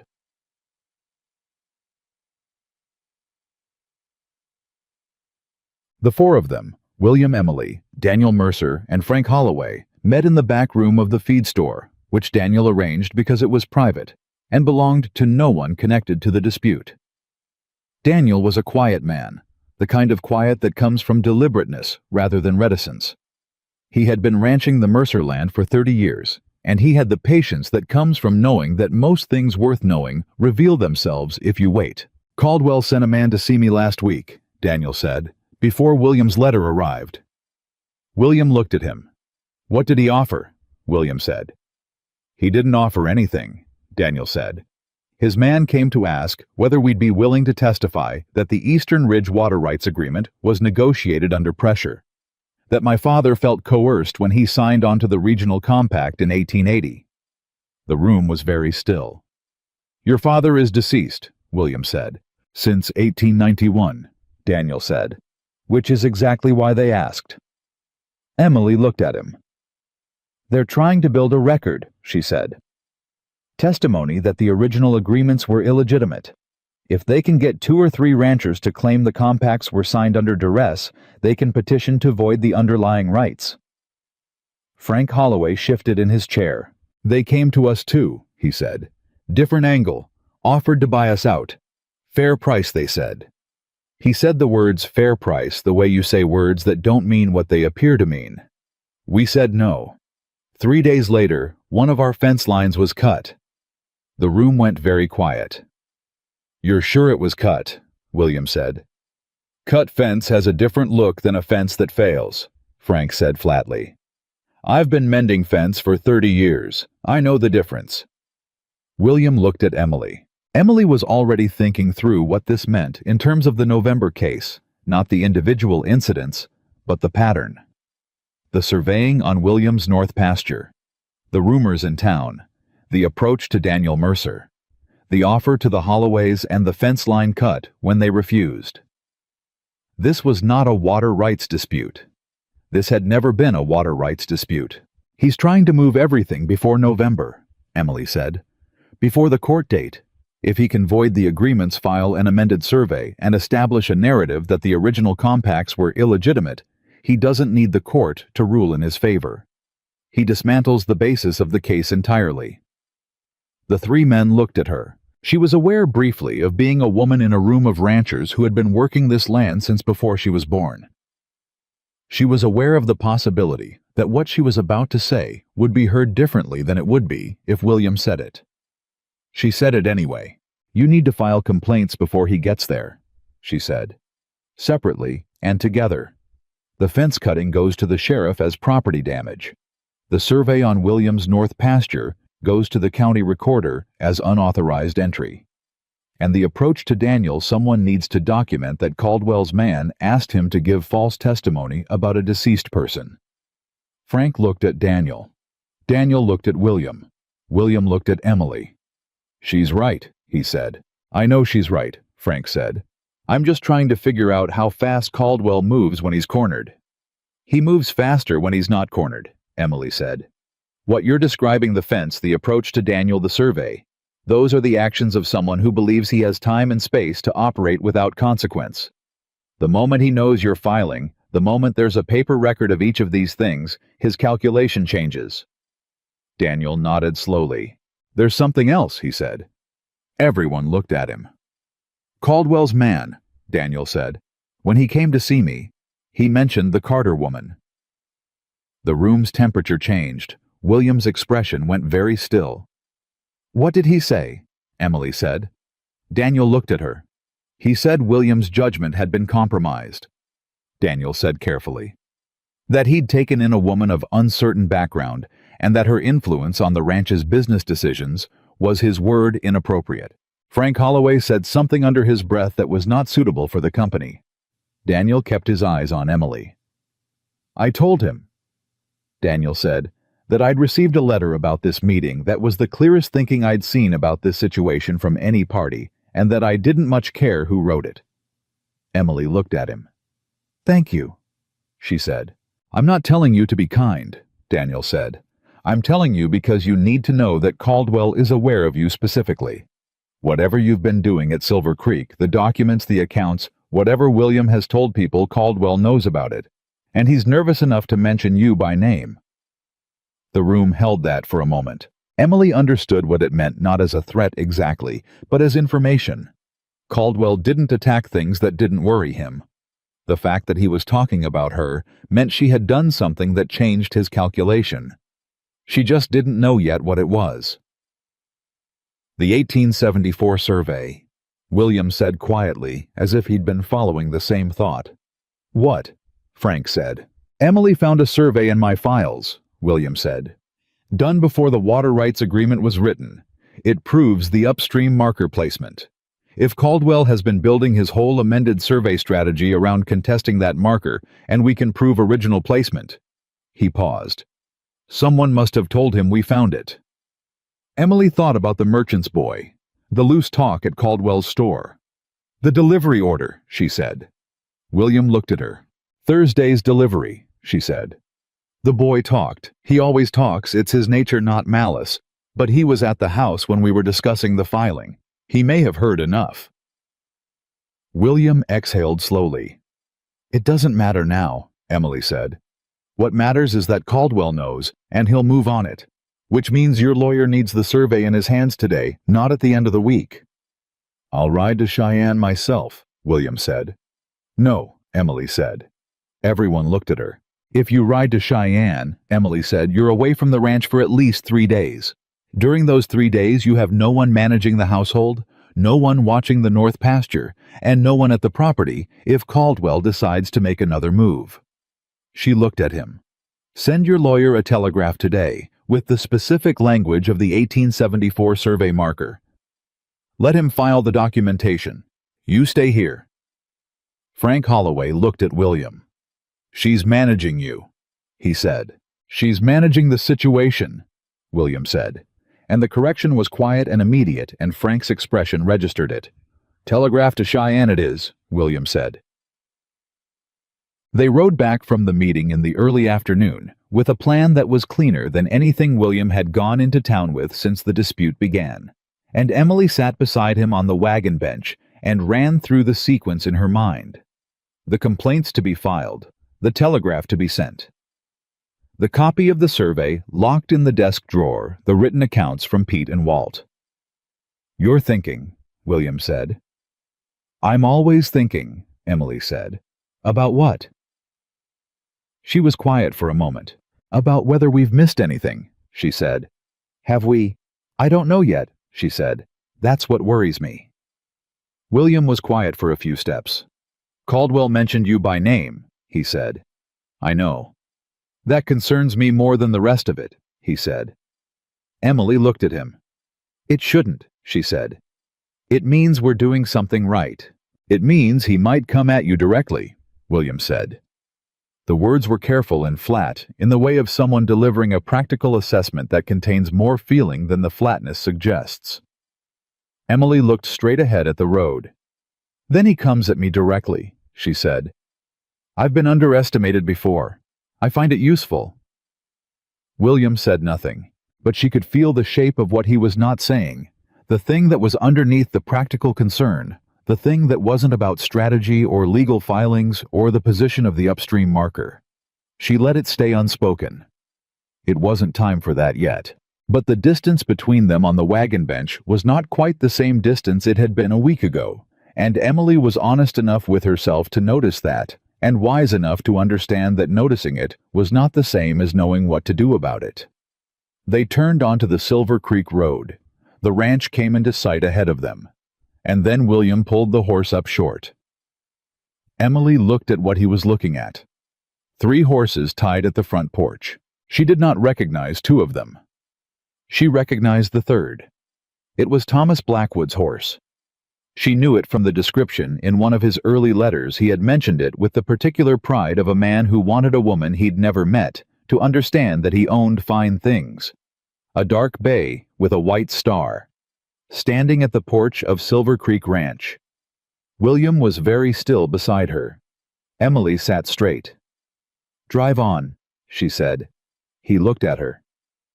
"Emily, drive on," she said again. Her voice was even. Her hands were still. Everything that was happening inside her chest was happening very quietly, and she intended to keep it that way. William clicked the horse forward. They pulled into the yard. Thomas Blackwood was standing on the porch. He was exactly as she had imagined him, from his letters, composed, well-dressed, the kind of handsome that knows it is handsome. He was 40 perhaps, with the bearing of a man who had never been truly uncomfortable, and therefore had decided that comfort was a personal virtue rather than a circumstance. He looked at Emily. He had the expression of a man who had prepared what he was going to say, and was now discovering that the actual person in front of him was going to make the prepared version insufficient. "Miss Carter," he said. Emily stepped down from the wagon without waiting for help. She looked at him. "Mr. Blackwood," she said. Silence. He looked at William. "William," he said. "I should have come sooner." "Yes," William said. He had stepped down from the wagon, and he was standing beside Emily, and slightly forward of her, which she noted without comment. "You should have." Blackwood looked back at Emily. I owe you an explanation, he said. You owe me more than that, Emily said. But start with the explanation. Something shifted in his face. Not quite guilt, but the thing adjacent to guilt that comes when you've convinced yourself your behavior was justified and then encounter the person it was done to, and the justification becomes suddenly less convincing. My family, he started. I know about your family, Emily said. I know about their concerns. I know about their requirements for the arrangement. She kept her voice steady. What I want to know is what you are doing here, now, 12 days after you sent someone else to the train station. Blackwood straightened. I came to offer you a settlement, he said, for the disruption caused, and to... He paused. To ask whether you might still be willing to consider. Emily looked at him. The porch was completely still. Behind her, she could feel the weight of the open yard Pete, somewhere in the south pasture. Walt probably near the barn, the ordinary sounds of the working afternoon suspended in whatever this moment was. No, Emily said. Blackwood blinked. No, she said again clearly, without anger and without apology. I am not willing to consider, and I don't want a settlement. Miss Carter. Emily, William said. Both Emily and Blackwood looked at him. William's voice was quiet. Is there anything you want to say to him? He said. He asked it the way someone holds a door open, not pushing, not pulling, just making room. Emily looked at Thomas Blackwood. She thought about the letter with the left slanting handwriting. She thought about the 7 months of correspondence. She thought about her sister leaning over her shoulder in the kitchen in Ohio, saying, "He sounds kind, Emily. He really does. You wrote me for 7 months," she said. You wrote about the land and the mountains and what a good life looked like here. You wrote about wanting a partner, someone capable and steady. She held his gaze. And then your family told you I wasn't worth it. And you believed them, without meeting me, without one honest conversation. She paused. That tells me everything about what kind of partner you would have been. Blackwood was quiet. He had the look of a man whose prepared speech has become entirely irrelevant and who is trying to locate himself in a conversation he didn't anticipate. I made a mistake, he said. Yes, Emily said. You did. She walked past him to the front door. She stopped with her hand on the doorframe. She turned back not to Blackwood, but to William. The telegraph needs to go to Cheyenne before 5 o'clock, she said. I'll go now, William said. She went inside. Behind her, she heard Blackwood say something to William. Low, startled, the words unclear. She heard William's response quieter still, and whatever was in it made Blackwood go silent. She didn't stop to listen. She went to the office. She sat at the desk. She opened the ledger. Her hands were completely steady. And Emily Carter, who had been sent to a stranger as a bride and arrived instead at a ranch that needed saving, sat in the office of Silver Creek and worked because that was who she was, and no one had given her that, and no one could take it from her. And the man who had tried to send her away had just stood on this porch and confirmed without meaning to every single reason why she had been right to stay. Thomas Blackwood left Silver Creek before supper. Emily knew because she heard the horses go the particular sound of 3 animals moving out of a yard at once, unhurried, which told her Blackwood had recovered enough composure to leave slowly rather than being driven out. She stayed at the desk until the sound faded completely and the yard was quiet again, and the only things she could hear were the ordinary sounds of the late afternoon Walt somewhere near the barn, the distant clank of fence tools, Cody's voice carrying across the yard in the direction of the water trough. She finished the column she was working on. She closed the ledger. She sat for a moment in the quiet of the office. Her father's kind of quiet. The quiet of a room where work had just been done and the work was good, and let herself feel what she had kept off her face on the porch. Not triumph, not relief. Something quieter than either of those. Something that felt like a door closing on a room she hadn't realized she'd still been standing in. She had looked at Thomas Blackwood on that porch and felt almost nothing that surprised her. No grief she hadn't already processed. No anger she hadn't already put somewhere useful. What she had felt mostly was clarity, the particular clarity of seeing a thing plainly for what it was, instead of for what you had needed it to be. He was a man who had wanted a wife the way some men want a piece of furniture functionally, at a distance, with specifications that had more to do with what others would think of the acquisition than with the acquisition itself. And when the specifications didn't meet his family's standards, he had sent the furniture back without a conversation. She had spent 7 months writing letters to a man she had never met, and she had done it with everything she had honestly, carefully, with real thought and real hope, and she was not ashamed of that. It was the right way to do a thing. The fact that the thing had turned out to be built on someone else's bad faith was not a reflection of her. She understood that now in a way she had understood intellectually for 2 weeks, but was only just feeling in her body. She got up and went to start supper. William came back from town at 6:30 with confirmation that the telegraph had gone to Cheyenne and a look on his face that told Emily something had happened in town beyond the telegraph office. He came into the kitchen and stood in the doorway, and she looked at him and said, "What happened?" He pulled off his coat. "I ran into Judge Harlan at the post office," he said. Emily turned from the stove. "And he told me, not officially, not in any way he'd put his name to, that Caldwell's people have been in contact with the court," William said. "He didn't say what was discussed. He was careful about that. But he said it in a way that made clear he wanted me to know it." "He was warning you," Emily said. "He was warning me," William said. Emily thought about this. "Is Harlan an honest man?" she said. William sat down at the kitchen table. "I think he's a man who made one compromise a long time ago and has spent 20 years trying to balance the debt," he said, "which isn't the same as honest, but it's not the same as corrupt either." "He warned you," Emily said.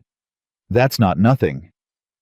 "No," William said, "but it tells me Caldwell is moving faster than I thought."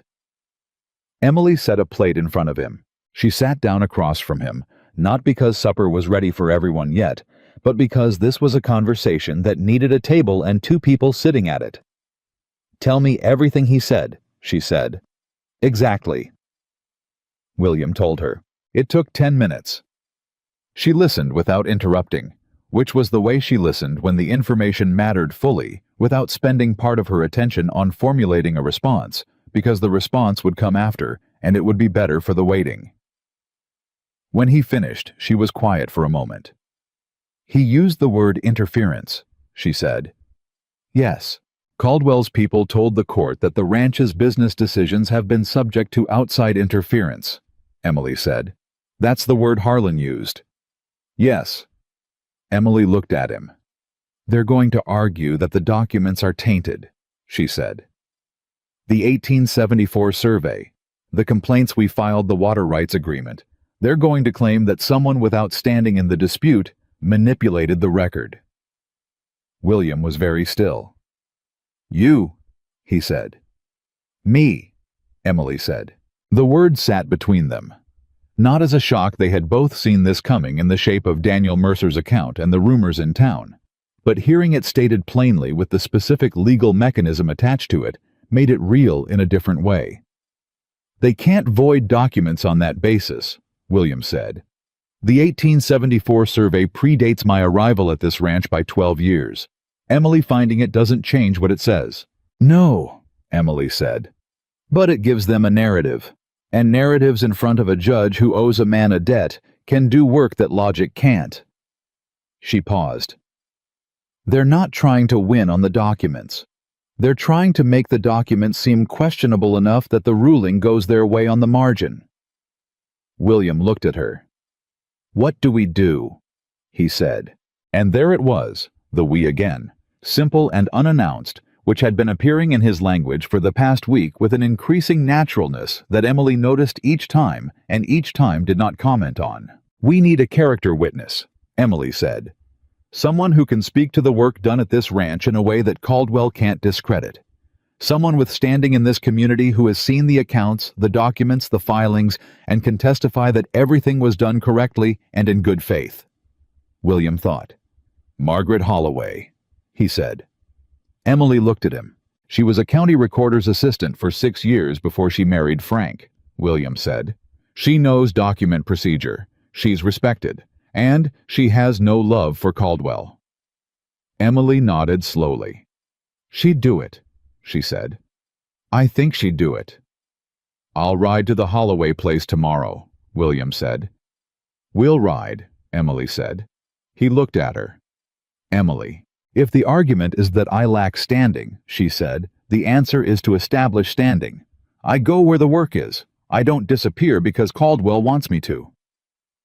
A long moment. No, William said. You don't. That night, after the hands had eaten, and the kitchen was clean, and the ranch had gone to its nighttime quiet, Emily was in the hallway outside the office when she heard William's voice, low, even controlled, coming from inside. She stopped. She was not eavesdropping. She had been coming to return the ledger. But the voice she heard responding to William's stopped her more completely than anything else would have. It was Thomas Blackwood's voice. He had come back.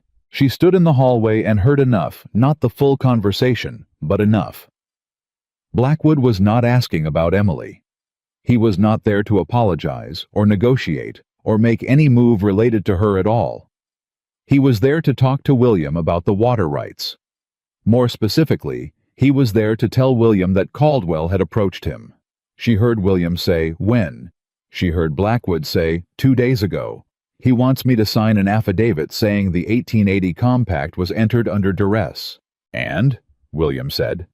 And I haven't signed it, Blackwood said. But I wanted you to know he asked. Silence. Why?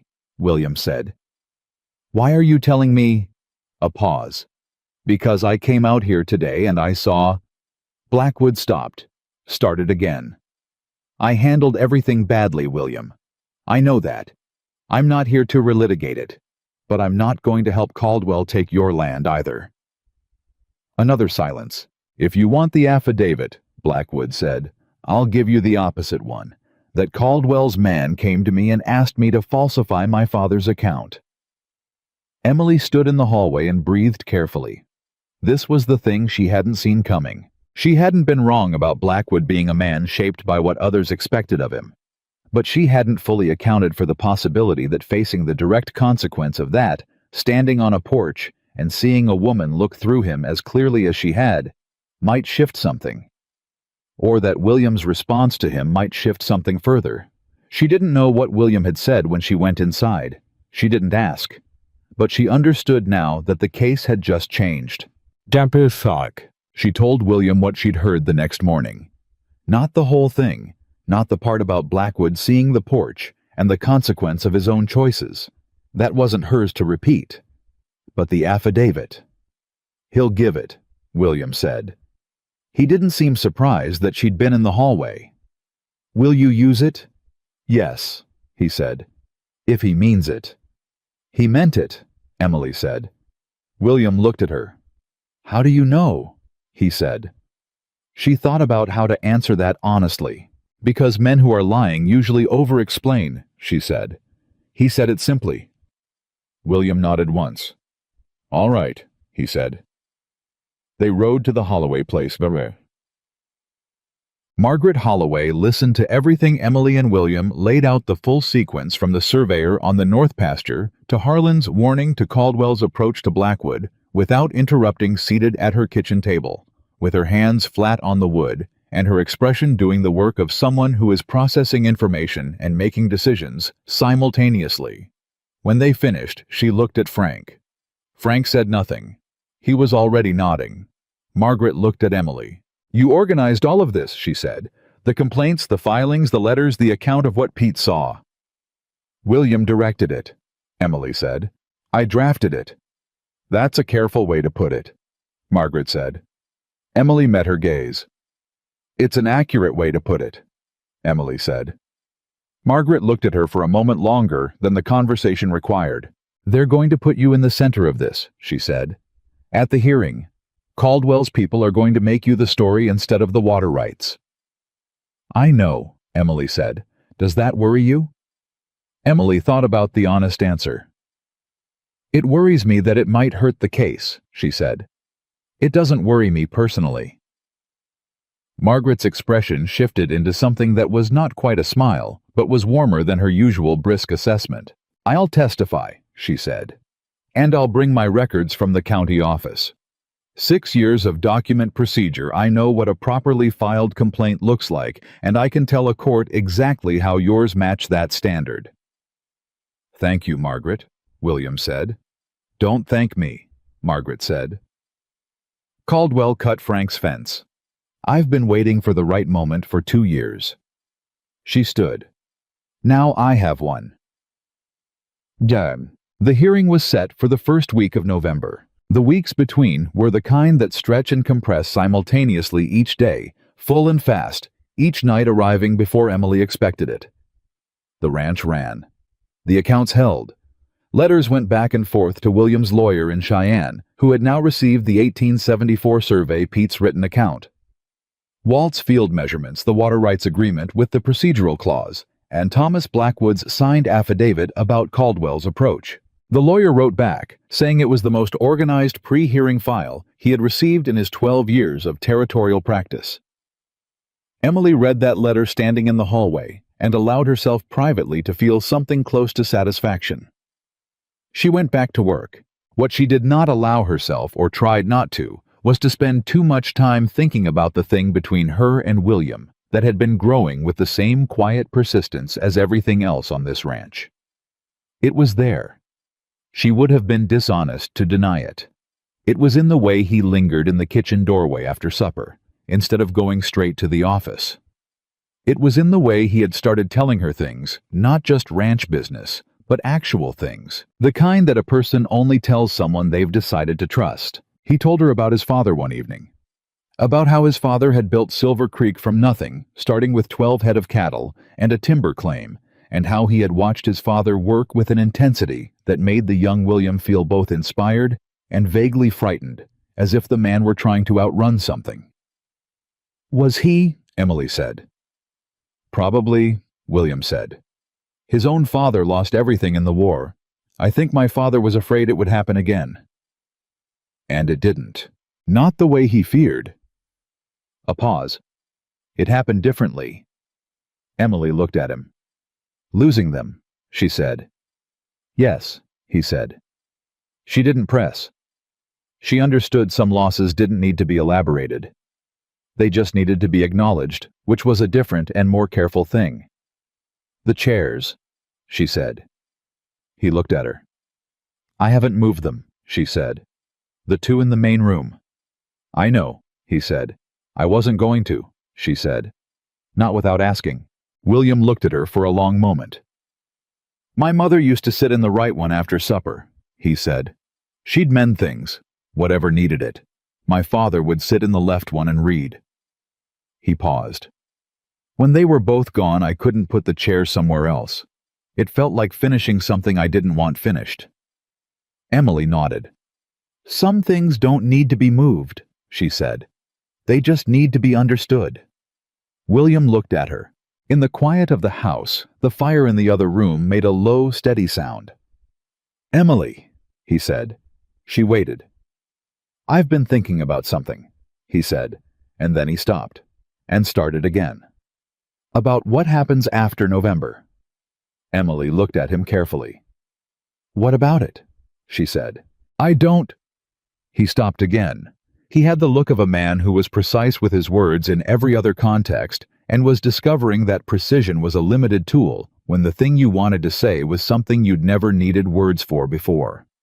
"I don't want you to leave," he said, "after the hearing, when the reason you came here originally has been resolved." Emily was very still. "The reason I came here," she said carefully, "was a broken arrangement. That was resolved in the first 10 minutes. The reason you stayed," he said. "I stayed because there was work to do," she said. "The work is nearly done," William said. "There's always more work," Emily said. "Emily."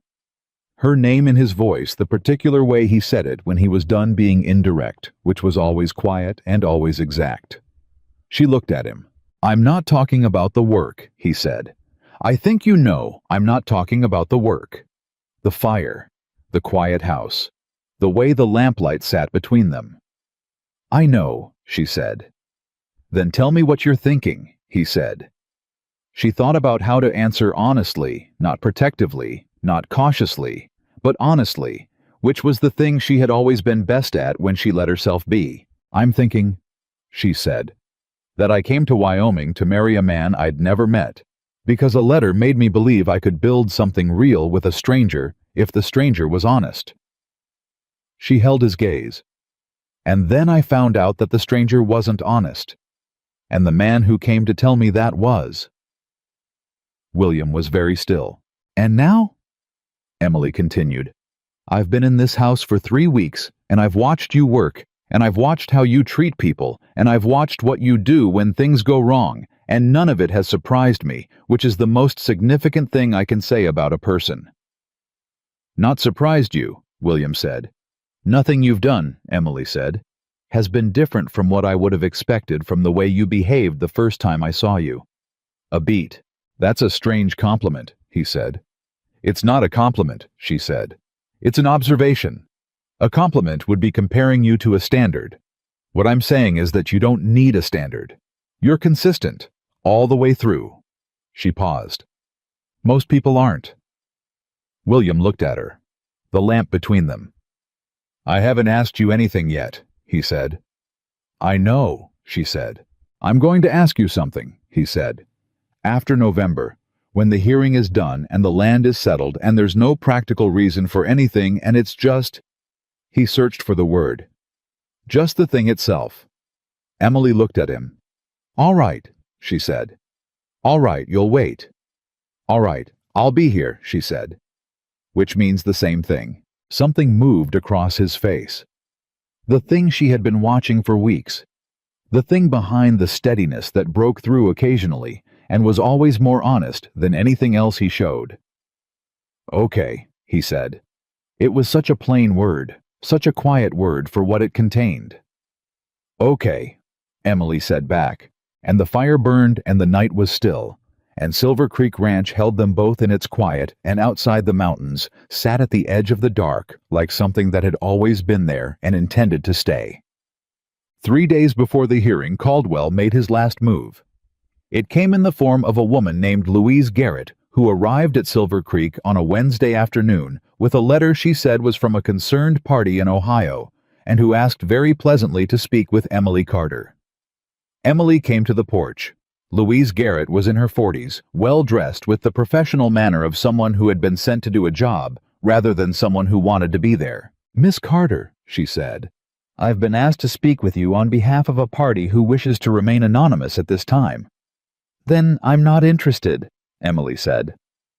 Louise Garrett's professional composure flickered slightly. "I think you'll want to hear this," she said. "It concerns your family in Ohio, and a debt your father left at the time of the farm's foreclosure." Emily looked at her. Her voice when she spoke was very even. "My father's debt was settled," she said, "through a voluntary arrangement with the bank in 1884. "There are some who would contest that characterization," Louise said. Emily looked at her for a long moment. "Who sent you?" she said. Louise Garrett did not answer. She didn't need to. Emily stepped back from the door.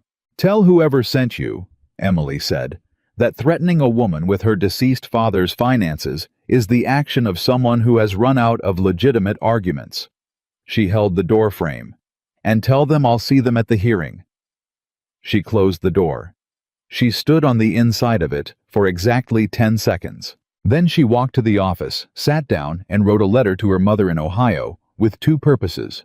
1 to tell her mother she was well, and 2 to ask a specific question about the 1884 bank arrangement, the name of the officer who processed it, and whether her mother still had the settlement letter. Her hand did not shake, but it moved faster than usual. William found her an hour later. She told him about Louise Garrett before he could ask. He listened with the particular stillness of a man who is getting angry and controlling it with everything he has. "They went after your family," he said. "They tried," Emily said. "The debt was settled. I know it was settled because I was the one who organized the paperwork." William looked at her. "Of course you were," he said. "If my mother still has the settlement letter," Emily said, "it forecloses that angle completely. They can raise it at the hearing, and we can answer it in the same breath." She paused. It might help us. If Caldwell's people raise a spurious personal attack in open court, and we can immediately disprove it, it speaks to the quality of the rest of their case." William stared at her. "Someone just came to your home and threatened your family," he said, "and you're thinking about how to use it." Emily looked at him. "What else would I do with it?" she said. He stood up. He crossed the room. He stood in front of her close enough that the distance between them was no longer the professional distance of an employer and an employee, no longer even the careful distance of two people who have admitted something without naming it. "Emily," he said. "William." "I know," he said. "I said after November. I know." He looked at her directly without the managed steadiness, just his face and what was in it. "But I want you to know something before we walk into that courtroom." She looked up at him. "Whatever happens in there," he said, "whatever they say about you, whatever they try to make you into." He paused. "I know exactly who you are. I've known since the train station." Another pause. "Maybe before." Emily looked at him. "Before," she said. "I drove to that platform to deliver news I was ashamed to deliver," he said, "and I came home with—" He stopped. "I don't have a word for it. I've been looking for one for 3 weeks." "You don't need one," Emily said. "No." "Some things are better shown than named," she said. "You know that. You've been showing me for 3 weeks." He looked at her. The room was very still. "After November," she said. "After November," he agreed. But he reached out and took her hand once briefly, the clasp of someone establishing something real, and then let go.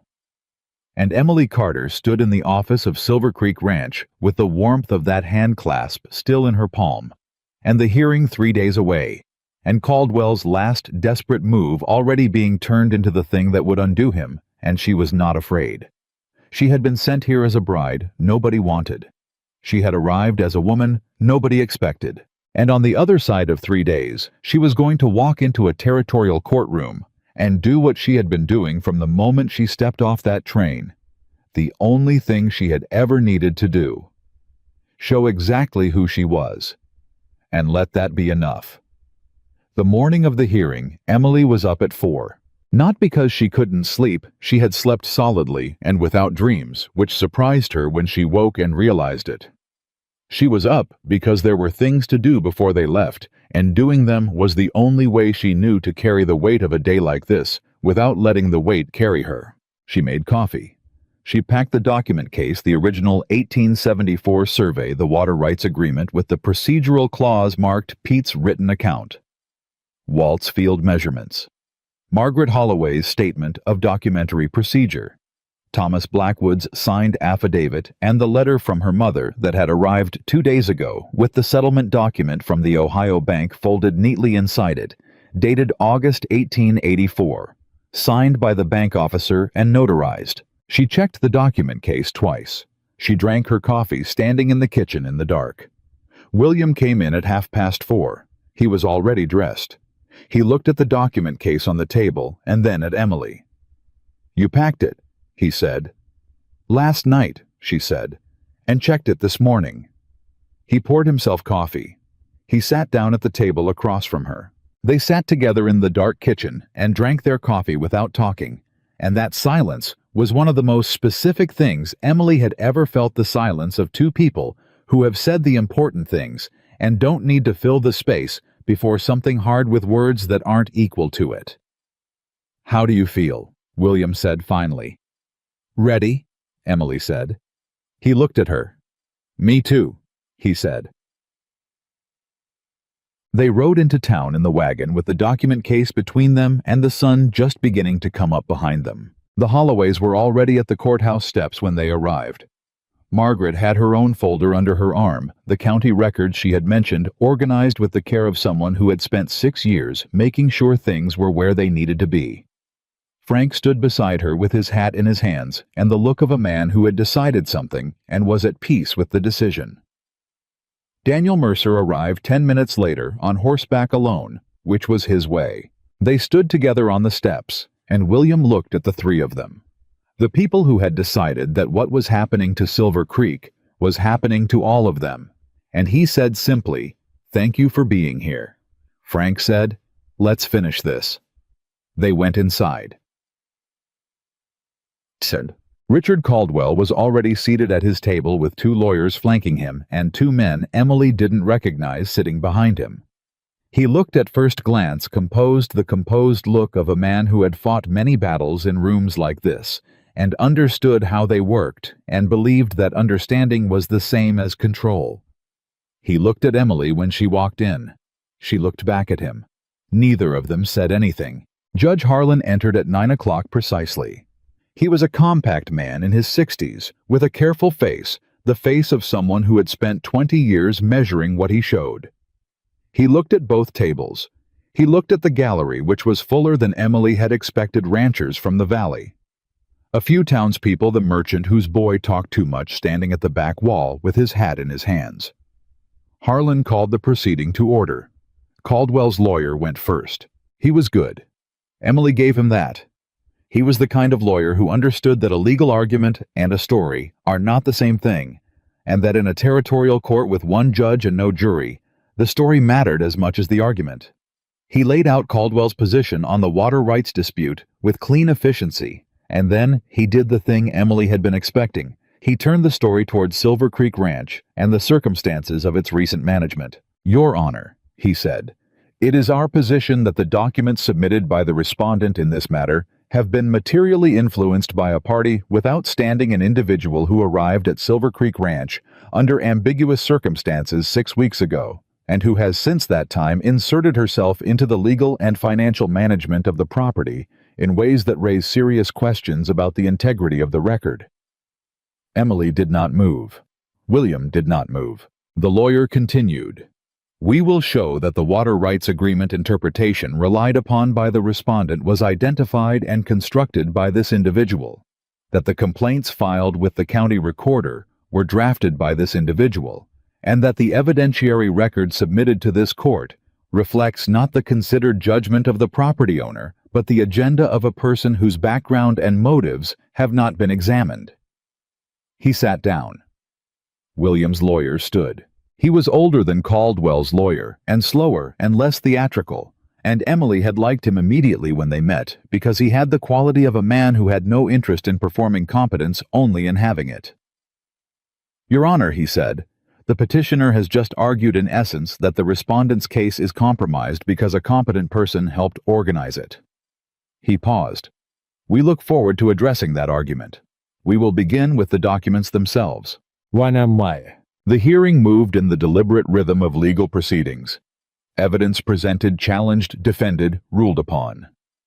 Emily sat at the table beside William and the document case, and watched Caldwell's lawyers work through their challenges methodically, and she watched William's lawyer answer each one, and she kept track in her mind of what was landing and what wasn't. The 1874 survey held up completely.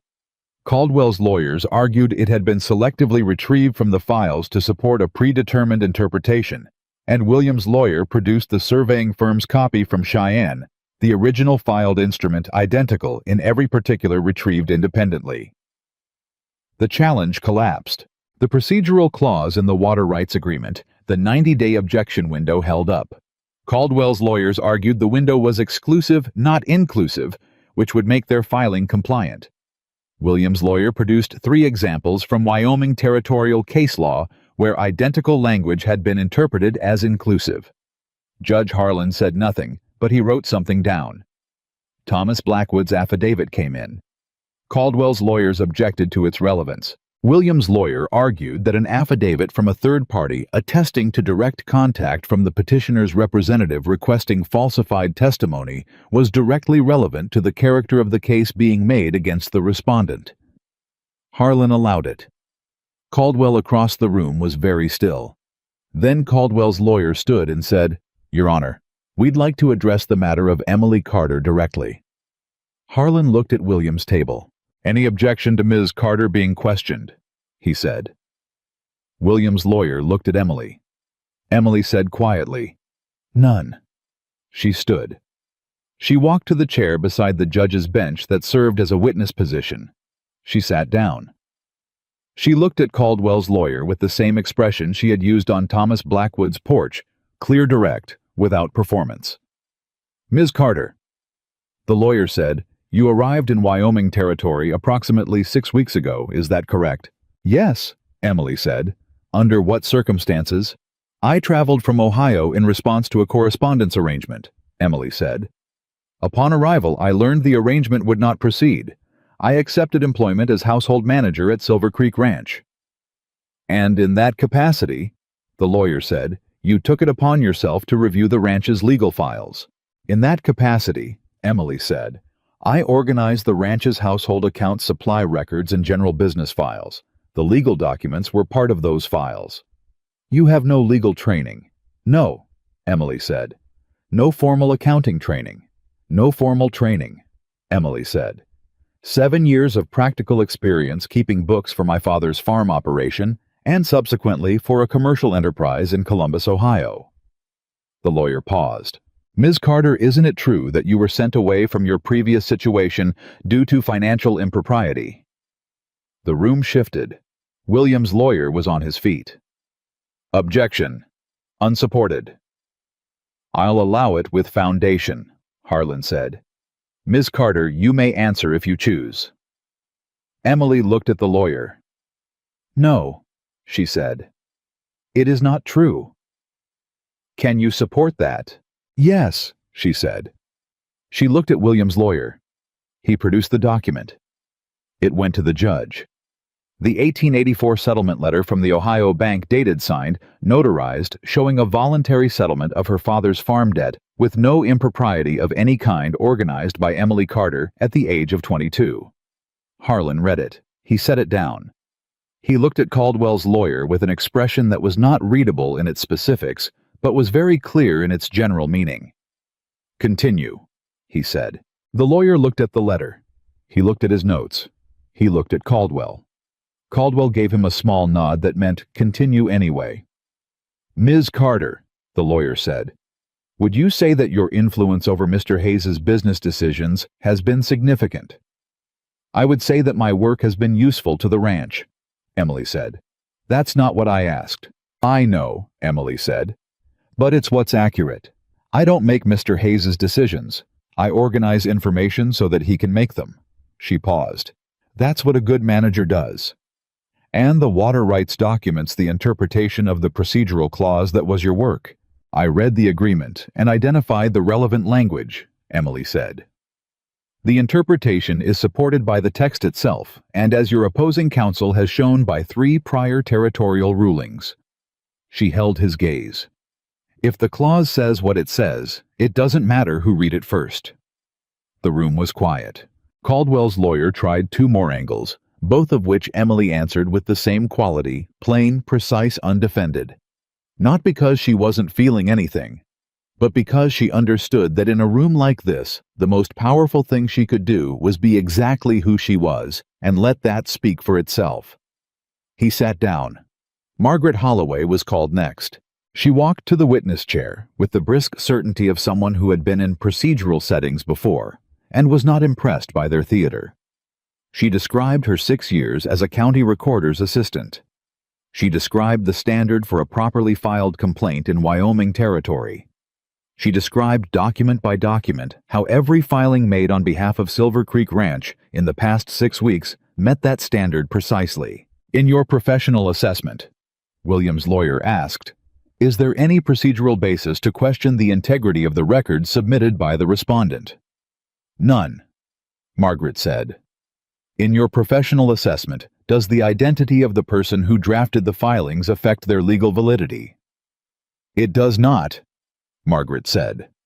A filing is judged by its content and its compliance with procedure. Both are sound. She returned to her seat. Frank reached over and put his hand on top of hers. She didn't look at him, but her expression changed just slightly, just enough.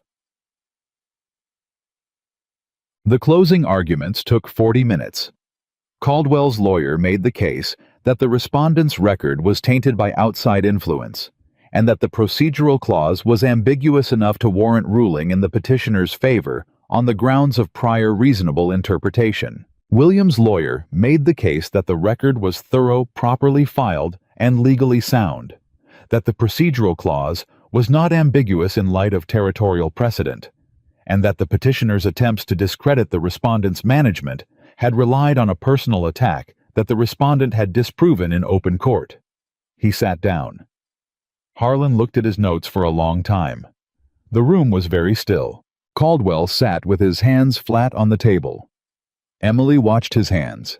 She had learned to watch people's hands. They told you what their faces were managing not to. Harlan looked up.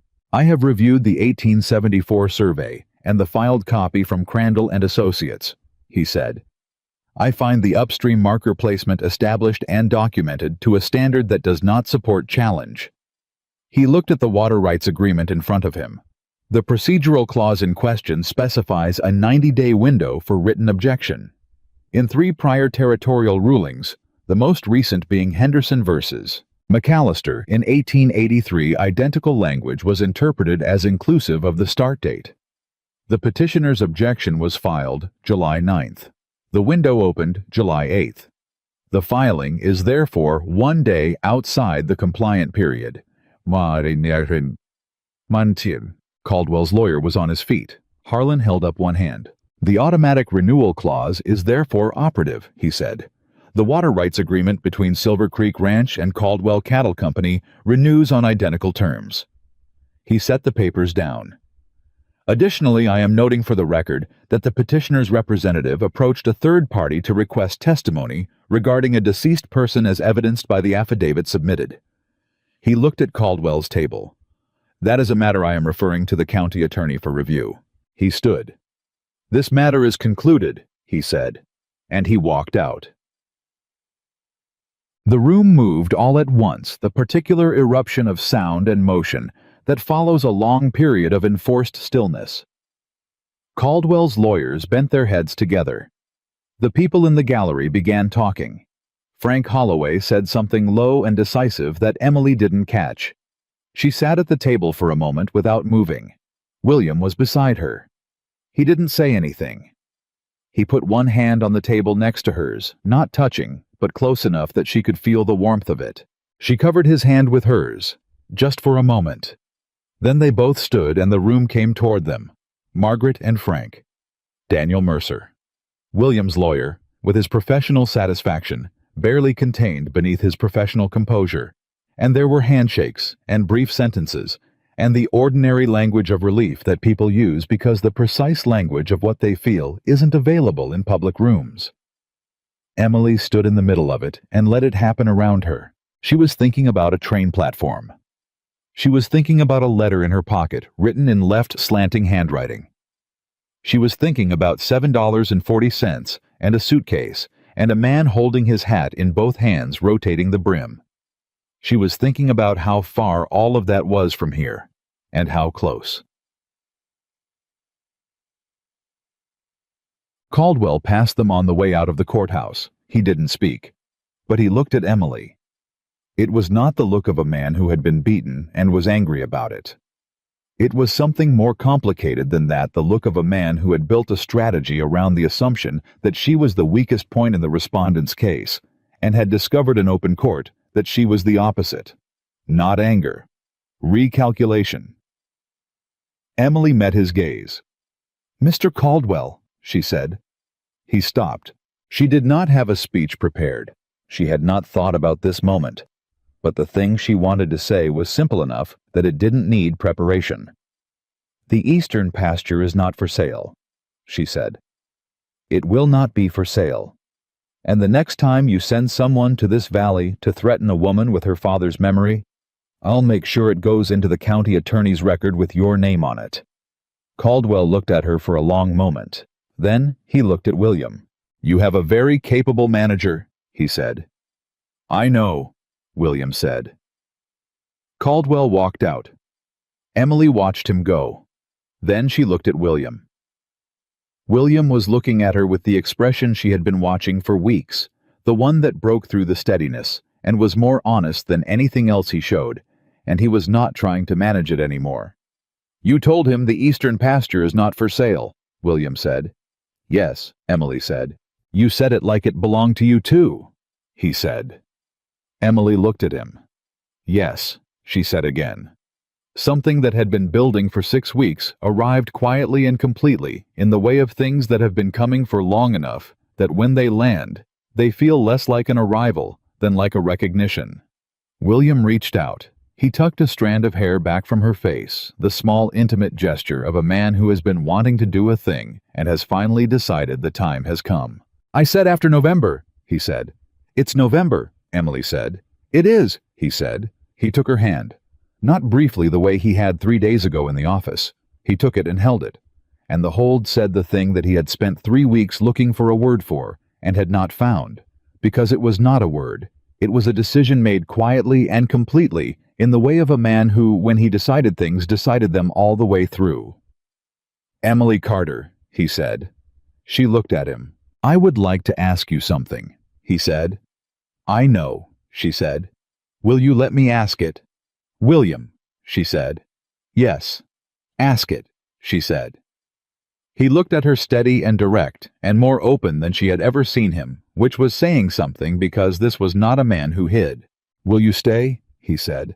"Not as my housekeeper, not as my manager, as my wife, as the person who sits at that table every morning and argues with Walt about the supply order and tells me when I'm wrong and keeps the books better than anyone I have ever known."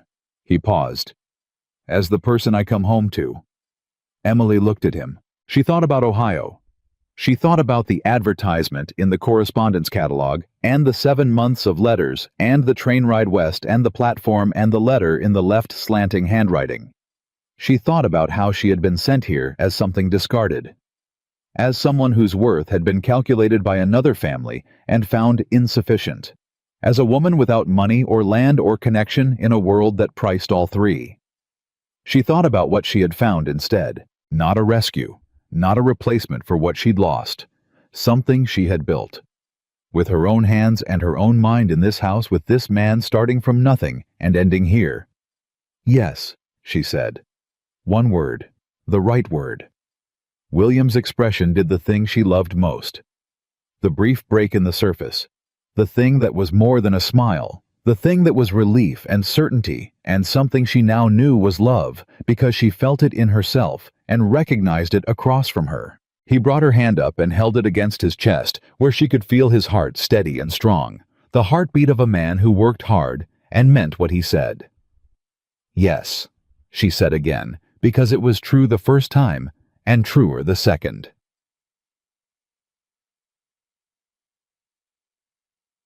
They were married on the first Saturday of December in the same small church where Emily had sat 3 rows back and felt the room's attention on her spine. The room's attention was different now. Margaret Holloway cried, which surprised everyone, including Margaret. Frank did not cry, but he shook William's hand for longer than a handshake usually lasted, which said the same thing.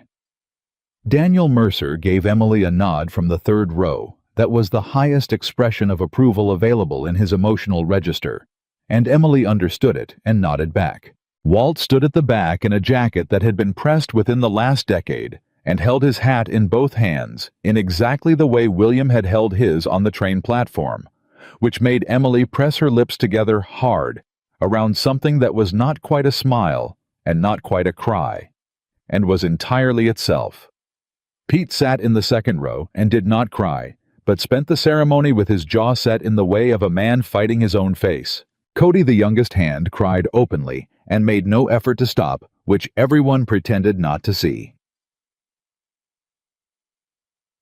That evening after the dinner at the ranch that went later than planned because no one wanted to be the first to leave, Emily sat at the desk in the office.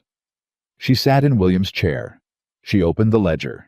She made the last entries of the month, the supply order, the wages, the accounts settled, and the accounts outstanding in her neat, precise hand, the hand her father had taught her when she was 8 years old at a kitchen table in Ohio, telling her that the most important thing a person could know was where things stood.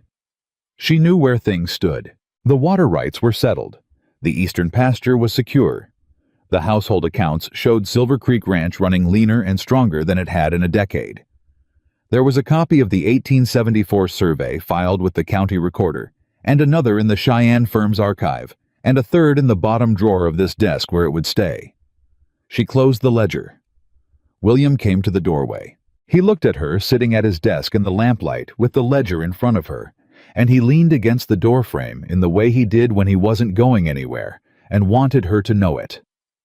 "Working on our wedding night," he said. "Finishing," Emily said. "Not working." "Is there a difference?" "Finishing means it's done," she said. She stood. She looked at him. "It's done." He pushed off the doorframe. He crossed to her.